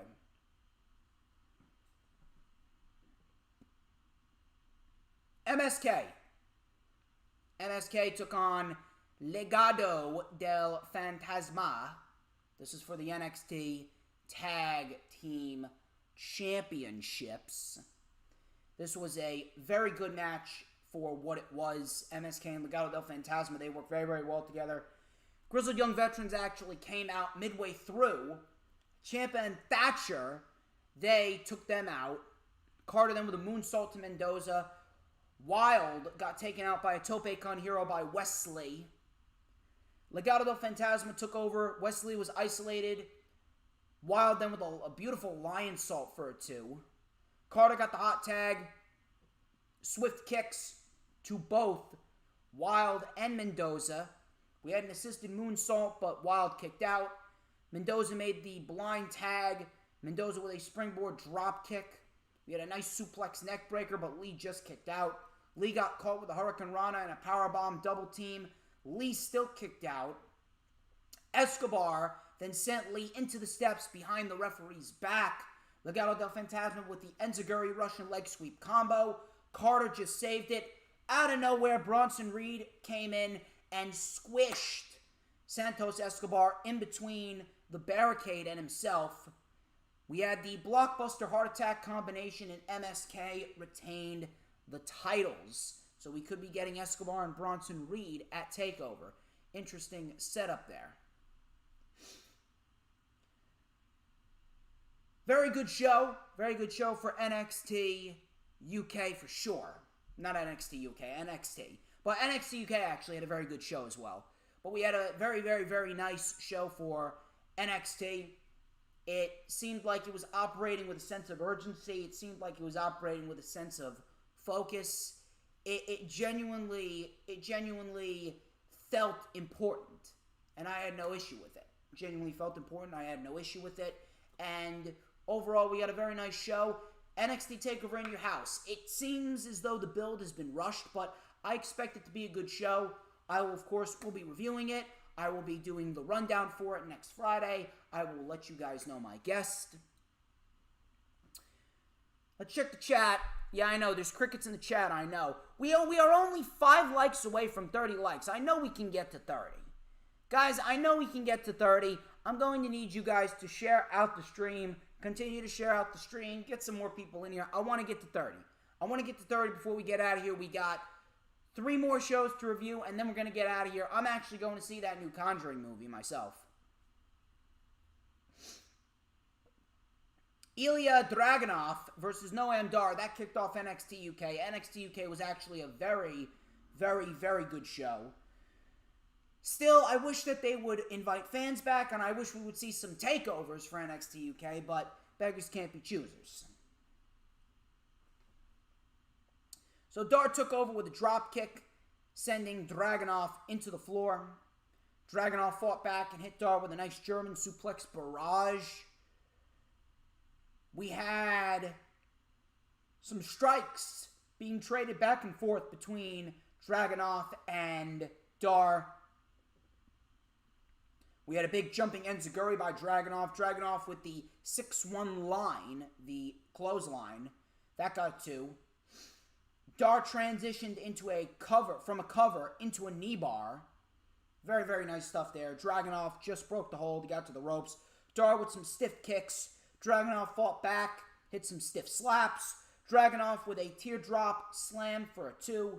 We had a back elbow by Dar. He went for the Nova Roller, but he got caught with Torpedo Moscow. And Ilya Dragunov wins. Ilya Dragunov wins a very good match. This was absolutely the best match of the night. Absolutely the best match of the night between Ilya Dragunov and Noam Dar. Very, very interested to see where Ilya Dragunov goes in the near future. Eva Valkyrie said that she's ready for what's next. She's getting set to return. Should be very, very interesting there. We had Jordan Devlin. He's back in NXT UK. Interesting to see where he goes and where he fits into. Pretty Deadly took on Jack Stars and a partner of his choosing. This was for the NXT Tag Team Championships. Stars chose Nathan Fraser. Listen, I'm all for giving opportunity, but Stars is a fucking jobber. I'm sorry. Jack Stars is a fucking jobber. He's not a bad wrestler, but he's not someone that's going to amount to anything. On top of that, why is Jack Stars getting a title opportunity? Nathan Fraser, he's been on a winning streak, but Jack Stars? Fuck no. Why aren't you building up a team like Gallus or Oliver Carter and Ashton Smith or Subculture to be facing off against Pretty Deadly for the titles? I really don't get it. But Pretty Deadly versus Nathan Frazer and Mr. Jack Stars. This wasn't a bad match at all. This was pretty typical, but it wasn't a bad match at all. Frazer was isolated by Pretty Deadly before he got the tag to Stars, and he lit up both men. We had a backdrop to Stoker. Nice hip toss and a big vertical suplex by Frazer. Standing moonsault to Howley. Howley then sent Frazer into the barricade. Stoker and Howley then hit spilt milk on Jack Stars, and Pretty Deadly retain the NXT UK Tag Team Championships as they should. Flash Morgan Webster, he took on Joseph Connors. So it looks like Subculture is feuding with Joseph Connors and Ginny. Webster fought back with a series of clotheslines. Nice springboard moonsault. And a springboard dropkick tope con hero over the top. We had a headbutt before Ginny threw Connors the helmet, Webster's helmet. The ref took it, and then Ginny threw Webster's off the top. We had a Hangman's neckbreaker for the win. Afterwards, Subculture came out and they ran off Ginny and Joseph Connors. Next week, Walter returns. Interested to see what we got with Walter. And next week, we also got Kaylee Ray versus Meiko Satomura. So it looks like we got an NXT UK Women's Championship match between Kaylee Ray and Meiko Satomura. And we got Meiko Satomura, I'm calling her to win the title. I think we see a new NXT UK Women's Champion. Main event, we got Rampage Brown versus Joe Coffey. This was a very good match for what it was. Mainly a storytelling match between these two big guys. Match started out pretty intense. Brown then targeted the injured hand of Coffey. Coffey took over and targeted the injured ribs of Rampage Brown. Brown mounted a comeback with a diving shoulder tackle. Coffey then sent Brown over the top. Both men were sent to the floor. Back in the ring, we had a Glasgow send-off sending Brown into the steps.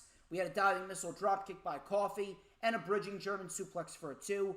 Brown with a Samoan drop. Coffey then with 2 Glasgow send-offs and Aura Best for the bells. And Joe Coffey wins a very good match. Joe Coffey ties up the score at 1-1. Afterwards, Ilya Dragunov came out and he stood face to face with Coffey and Brown. So could we get a triple threat match to see who's going to face Walter for the NXT UK Championship? I don't know. I definitely would not mind seeing that whatsoever. I think that would be fucking awesome.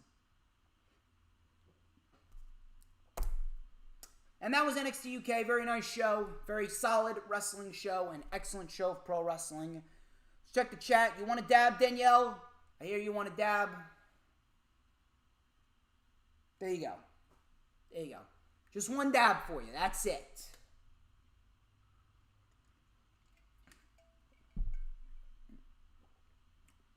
Thank you guys for sticking with me. We got 8 people still watching. We still got 25 likes. I want you guys to continue to share out the stream. We just need, all we need is just 5 more likes to get to 30. I think we can do it. I want you guys to share it out and get more people in the stream because we got 2 more shows to talk about. We're actually going to talk about SmackDown, which was fucking terrible outside of Roman. SmackDown, I don't know what the fuck they are doing, but my God, you can't rely on Roman Reigns all the fucking time. You just can't. You can't. It's just not a good look. And this show started off very, very good. I don't know what the fuck happened. So, Roman Reigns and Paul Heyman kicked off the show. Roman Reigns said, I changed my position on this opportunity that my cousins have tonight. I'm a giver. But let's be clear, Jimmy, you said it all last week. If you say you're going to win, you better win. Then he looked over to Heyman. He said, hey, wise man, bring me my cousins. So the Usos come out. Jay goes, Tribal Chief, what's up, Uce? Roman told Jimmy, it's your turn. Acknowledge me. Jimmy goes, I thought I already did, especially back at Hell in a Cell, but this is about us. This is about the tag team titles. Roman then said, you called your shot. If you say you're going to win, make sure you win. Our whole family is watching. Get the job done and bring me the titles. So Usos hype themselves up, and Rey and Dominic come out, and we get Rey and Dominic Mysterio versus the Usos. This is for the SmackDown Tag Team Championships. Here's what I don't understand. Why did you book the match here just to do the match again later on in the show, just to have Roman cause a fucking disqualification? That's what I don't understand. Kind of odd and rather frustrating. Your roster's already fucking depleted.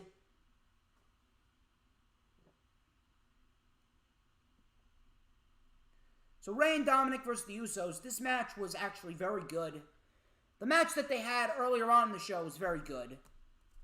So Rey was isolated by the Usos. This is actually a nice moment where Jay caught Rey in a fireman's carry position. When Rey went for the baseball slide splash, Jay with a Samoan drop to Rey on the table. Coming back from commercial, they remained isolated. Dominic eventually got the hot tag with a double suicide dive and a springboard crossbody for a 2. Dominic with a wrist lock, tornado DDT on Jimmy for a 2. Jay then made the blind tag. We had an aided Samoan drop, but Dominic kicked out. We had a senton on Jay, super kick by Rey, or to Rey by Jimmy. Dominic then was caught with a super kick. Jay went for the splash, countered with the knees and the roll-up, but Jimmy's right shoulder was up. Ref counted 3, and the Mysterios retain, even though Jimmy's shoulder was up. Afterwards, Jimmy's shoulder was up. He was explaining that his shoulder was up to Roman. Roman yells and goes, I don't want to hear it. You lost to a child. You better correct this mistake. I want this fixed tonight. You guys are 6-time tag team champions. And then Roman goes to Jay after he called Jimmy Jay. And he goes, with the way things are going now, does it really matter? This is some great shit. Roman's just acting like a prick. Roman don't care that Jimmy and his shoulder was up. He don't fucking care that the Usos were screwed over. You called your shot, you didn't win. Roman's pissed. Some great shit right there. Some really good shit. I just fucking hate that they did the match again later on in the show. It was fucking stupid. Kayla Braxton sat down with Seth Rollins. Rollins commented on his attack on Cesaro. He goes, I don't owe anyone an answer. Kayla asked what happens when Cesaro returns to SmackDown. Rollins then took the mic that was clipped to his shirt off, tossed it at Kayla, smiled, and that was it. Carmella versus Liv Morgan. Carmella wins with the code of silence in 2 minutes, and Carmella told Greg Hamilton to say that she was the most beautiful woman in WWE. So, apparently, we're reverting back to the days of the Divas era. Kind of fucking stupid, if you ask me. On top of that, let me get this straight.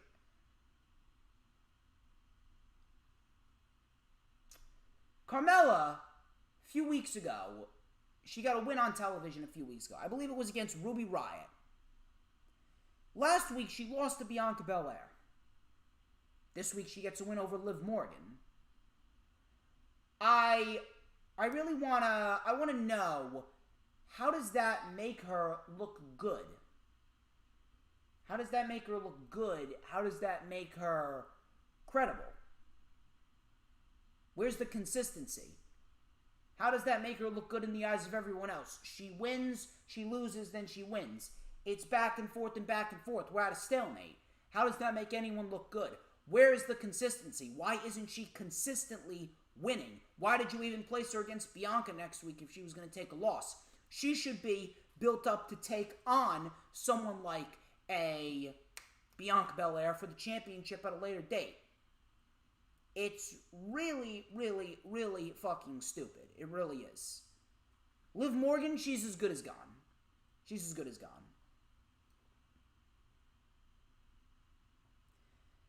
Pierce and Deville told the Mysterios that they would defend the titles against the Usos again later on in the night.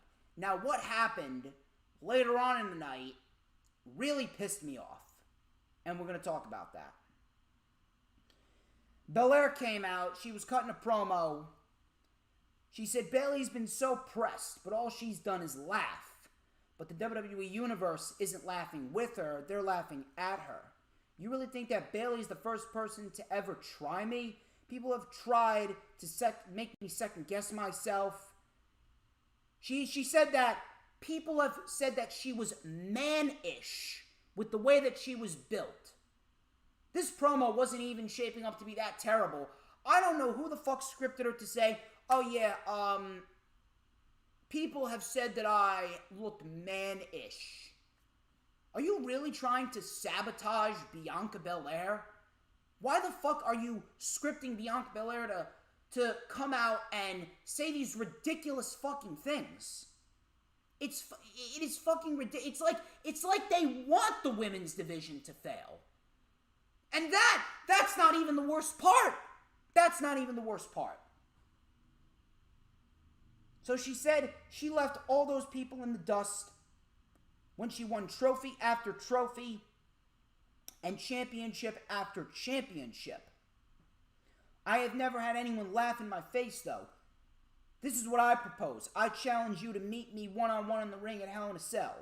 She waited for Bayley. Bayley's laugh was heard throughout the Thunderdome. Bayley then came up on the Thunderdome screen.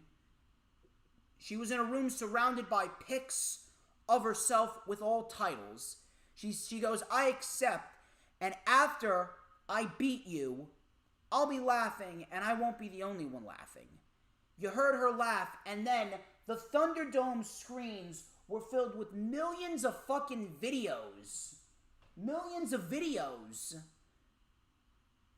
of her laughing.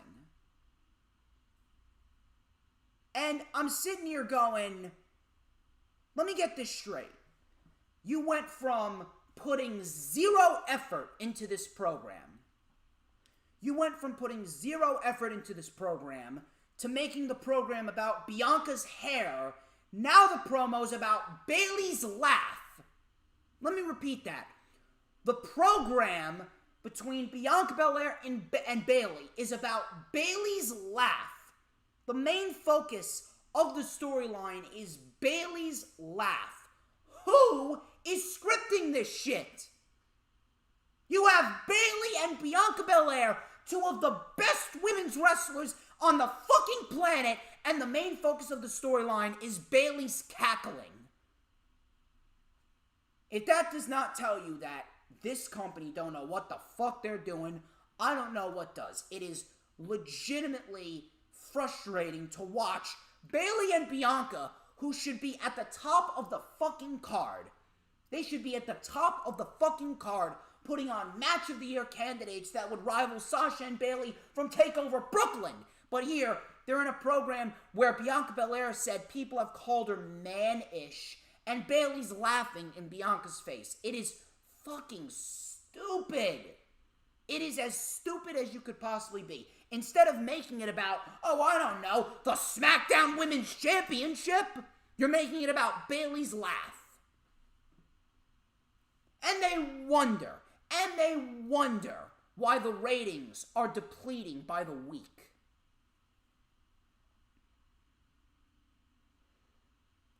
Baron Corbin was in the ring.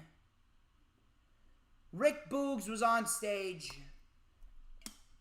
And let me tell you something.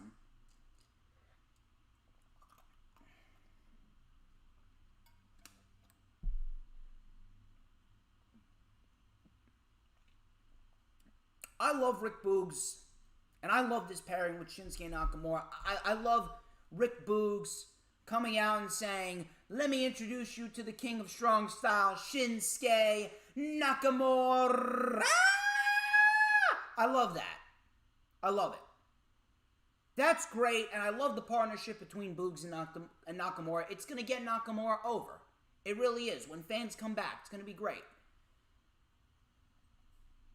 But I don't fucking understand I honest to God don't fucking understand why you need to have 30-year-olds act like fucking juvenile delinquents. It is fucking embarrassing to watch Nakamura and Rick Boogs. First off, Nakamura lost in 2 minutes to Baron Corbin. Corbin went after the crown.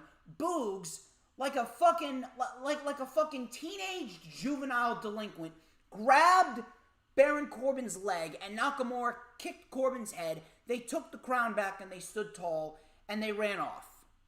Why are you scripting 30-year-olds to act like juveniles? It's fucking embarrassing. Get Nakamura away from Corbin.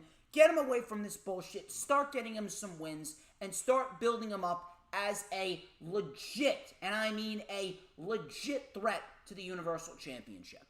I'm sick and tired of this shit.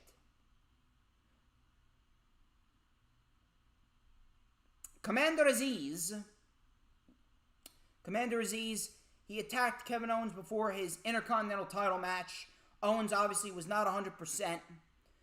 Apollo Crews and Kevin Owens, they still had their match anyway. Owens' ribs were hurt. Crews took advantage of it. He targeted the ribs. Owens tried to mount the babyface comeback. He couldn't quite do it. We had an Olympic slam on the floor. Coming back from commercial, Crews kept the focus on Owens' ribs. Owens with a German suplex. Owens with a senton, but Crews got the knees up. Crews with a German suplex for a 2. We had a standing moonsault by Apollo for a 2. Owens with a super kick and a pop-up powerbomb for a damn close near fall on Apollo Crews. Crews with a Death Valley driver then on the apron. And Crews gets the win. Owens is excellent at selling. A very good match right here with the right outcome. Afterwards, Sami Zayn came out with the haluva kick and he trash-talked Owens afterwards. So apparently, it looks like Sami Zayn and Kevin Owens are going back into a program with each other. Why? Because they got nothing else for these guys to do. They got nothing else for these guys to do, so you know what? We'll put them back in a program with each other. Who cares? They're not going to notice. This is what happens when you have such a limited roster. It really is. Rey and Dominic Mysterio took on the Usos. This was for the SmackDown Tag Team Championships. Again, you could have given more time to Nakamura and Rick Boogs to fight anyone but Baron Corbin.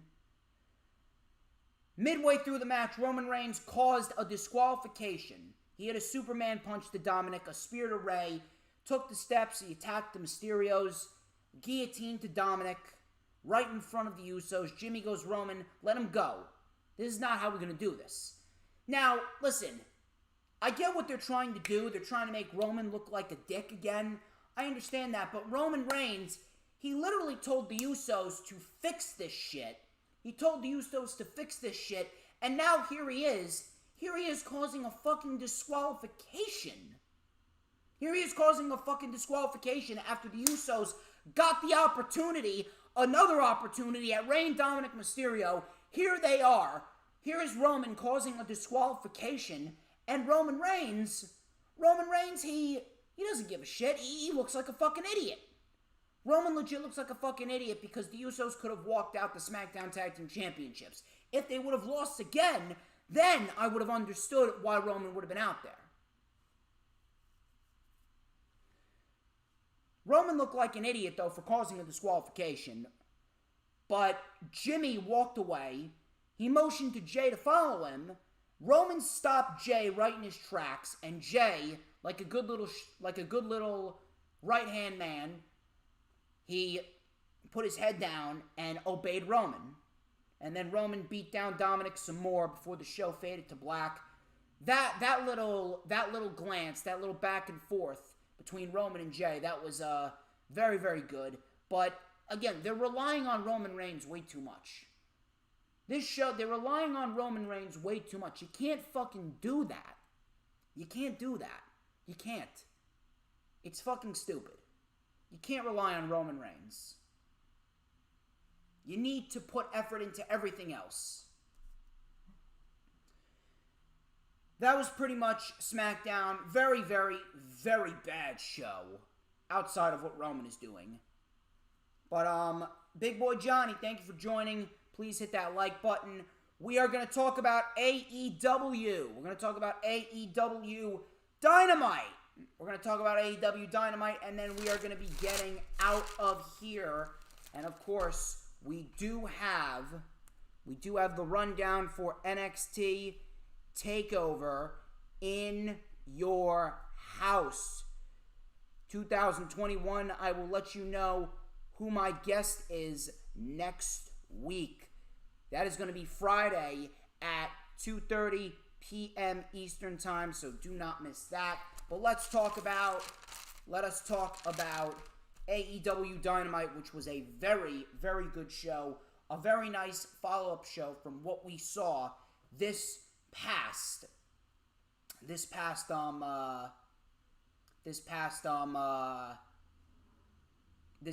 Sunday at Double or Nothing, excuse me.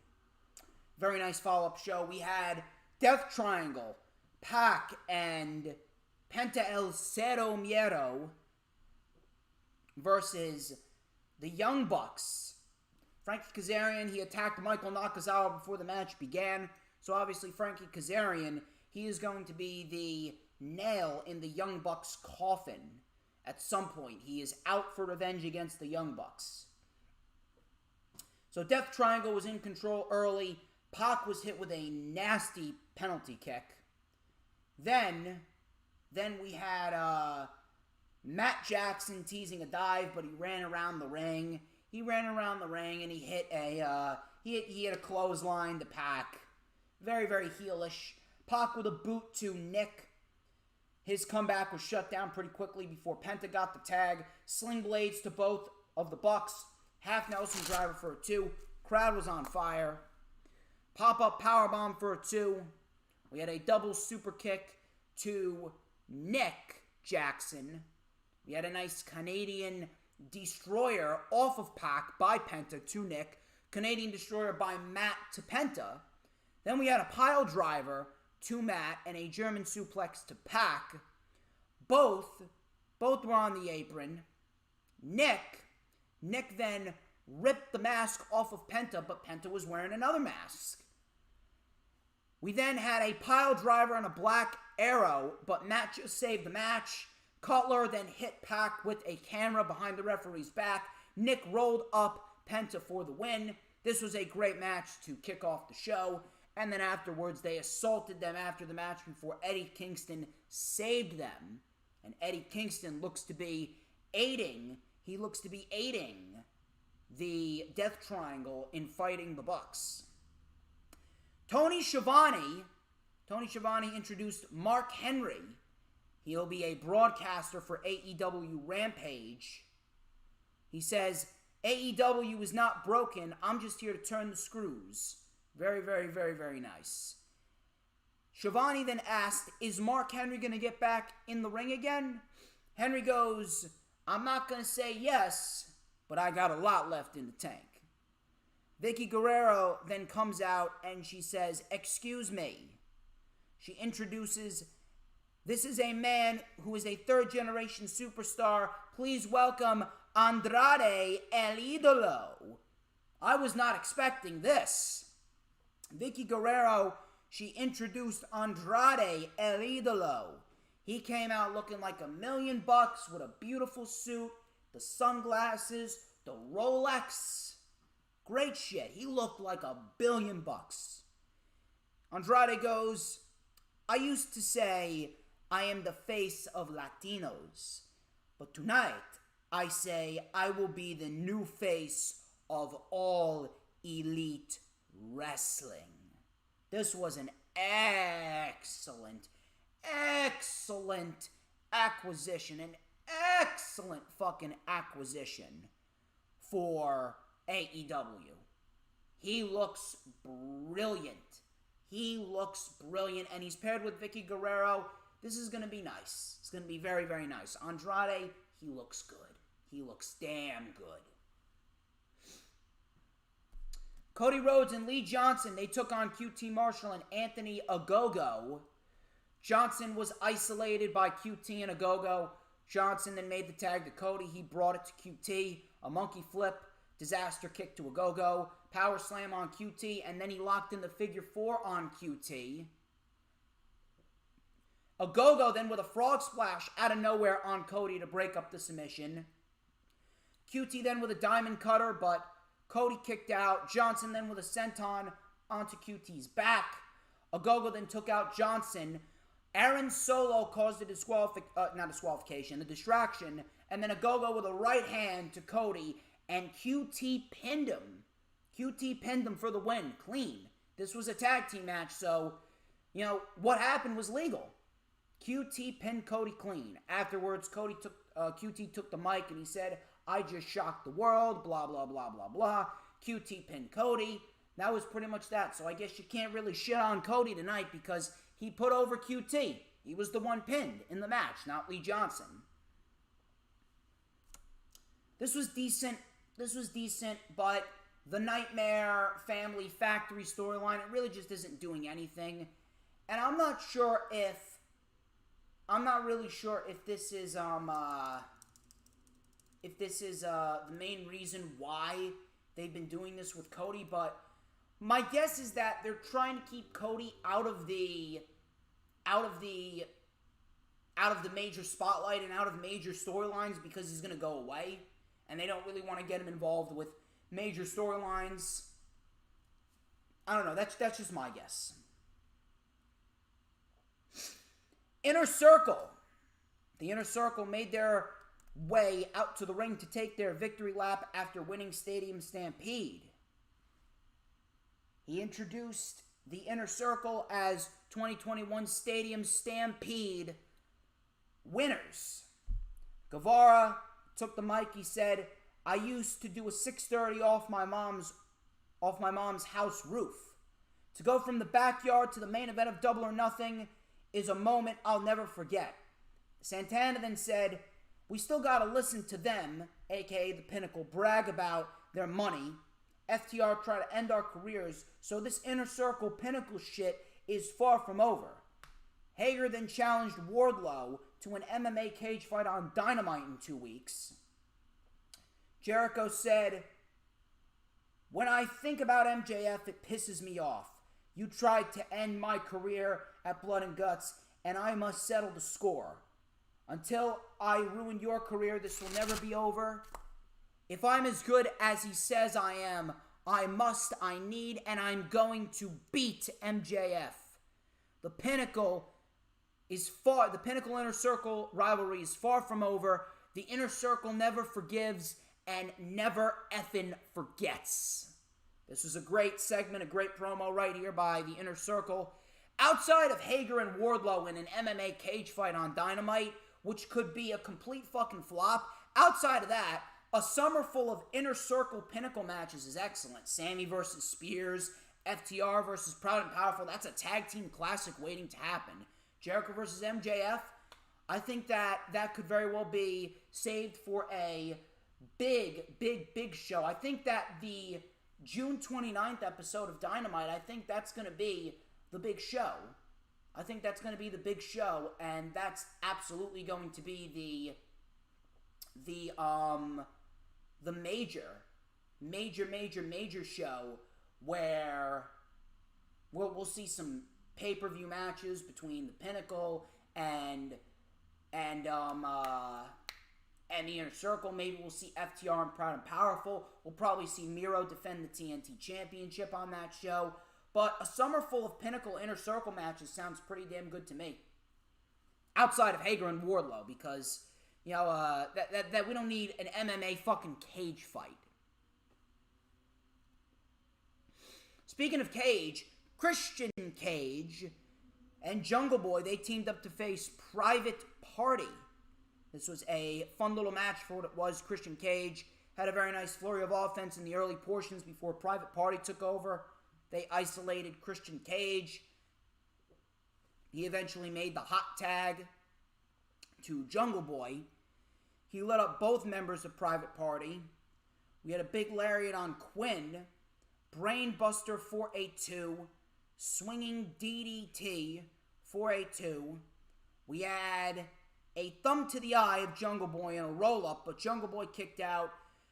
Isaiah Cassidy was on the receiving end of a spear by Christian Cage, and then Jungle Boy locked in the snare trap on Mark Quinn, and Mark Quinn tapped out.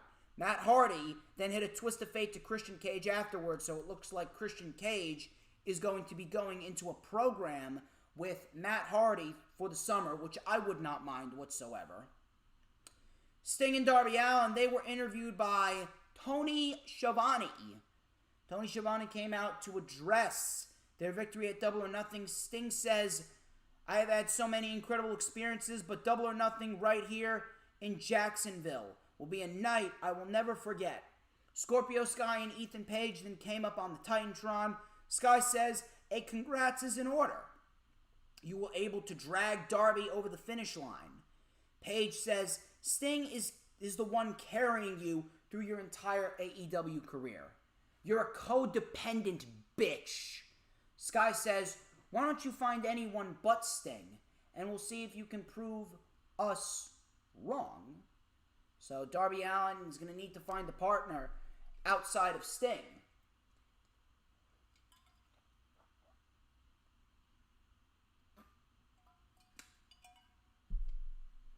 Should be interesting. We had multiple AEW wrestlers, both male and female, in the ring. Tony Schiavone introduced Dr. Britt Baker, DMD, to celebrate her AEW Women's World Title win. Baker then thanked everyone.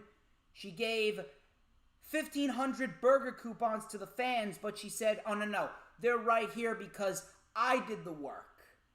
This was all me. When I'm on your television screen, you can't look away. I saw DMD plastered all over the place, and now it is my time. So she invited Rebel and Tony to have a burger before Nyla Rose flipped the burgers out of their hands, threw burgers into the crowd, and then popped the balloons before she left. So Baker's great. Baker is great, and it looks like Nyla Rose could be her first program coming out of AEW Double or Nothing. Interesting to see where that goes. We had the Bunny versus Red Velvet right after this segment. This was a decent little match for what it was. The Bunny and Red Velvet, they put on a decent little match. We had a brutal suicide dive that legitimately, I almost thought that Red Velvet almost killed herself. Red Velvet, my God, the fact she is small and she could be thrown around very, very easily. Red Velvet's got to be very, very careful. So the Bunny tried to slow the pace down before Red Velvet mounted a comeback. We had a stunner for it too. The Bunny with a super kick. Bunny had the brass knuckles, but Red Velvet with a black mass in tribute to Aleister Black, and Red Velvet wins. Red Velvet is another one that I can see challenging Britt Baker because Red Velvet is great at what she does. I definitely want to see what Red Velvet can do. Next week, we got a decent lineup. We got Miro and Evil Uno. This is for the TNT Championship next week. We also got Pac, Penta El Cero Miedo, and Eddie Kingston versus the Young Bucks and Brandon Cutler. We also got Adam Hangman Page versus Dark Order number 10. And Dark Order number 10 versus Team Taz. It's going to be Brian Cage and Will Hobbs. And then in the main event, we had Dustin Rhodes and Nick Comoroto. This was a bull rope match. This was a decent little match, but the highlight of the match for me was Jim Ross calling Nick Comoroto big, ugly, nasty, and hairy. I mean, Jim Ross, I think you're describing Bruce Pritchard down there. I think you're describing Bruce Pritchard down to a T. Nick Comoroto, he was busted open fairly quickly. Comoroto used the bull rope to wear down Dustin. Dustin came back with a bull rope choke. Solo brought out a table, and Dustin was powerbombed by Comoroto through the table. Comoroto got a 2 count off of that. Solo then removed the buckle. Colton Gunn attacked Solo. Dustin then with the final reckoning on the cowbell, but Nick Comoroto kicked out at 1. Nick Comoroto was dropped on the exposed turnbuckle, and then Dustin Rhodes hit a diving bulldog, and he hog-tied He hog-tied Nick Camarado with the bull rope and got the cradle pin for the win. I can definitely see Dustin Rhodes potentially facing off against Miro for the TNT Championship. I'd love to see that match. I'd absolutely love to see that match. But, ladies and gentlemen, that wraps up this edition of the Lightning Flash Update. I would like to thank each and every single one of you who tuned into the stream. Awesome stream, guys. An excellent, excellent, excellent fucking stream. Be sure to like, comment, subscribe. Check out all the links in the description. I got the rundown for NXT TakeOver In Your House 2021 coming to you next Friday, 2:30 p.m. Eastern Time. Of course, Lightning Flash Update is next week. I will be live tweeting for the NXT TakeOver In Your House live special. It's going to be damn good. Trust me when I tell you that. But ladies and gentlemen, I am the one and only DJ Storms. This has been the Lightning Flash Update. Thank you to Big Boy Johnny. Thank you to Cool King. Thank you to Danielle. I'm going to go see The Conjuring later today with my friends. So, I will let you guys know how that goes because I've been waiting a long time for this movie to come out. Thank you guys for stopping by. I greatly appreciate each and every single one of you. You guys have an awesome, awesome weekend. And I will catch you next Friday for the rundown for NXT TakeOver In Your House. Peace.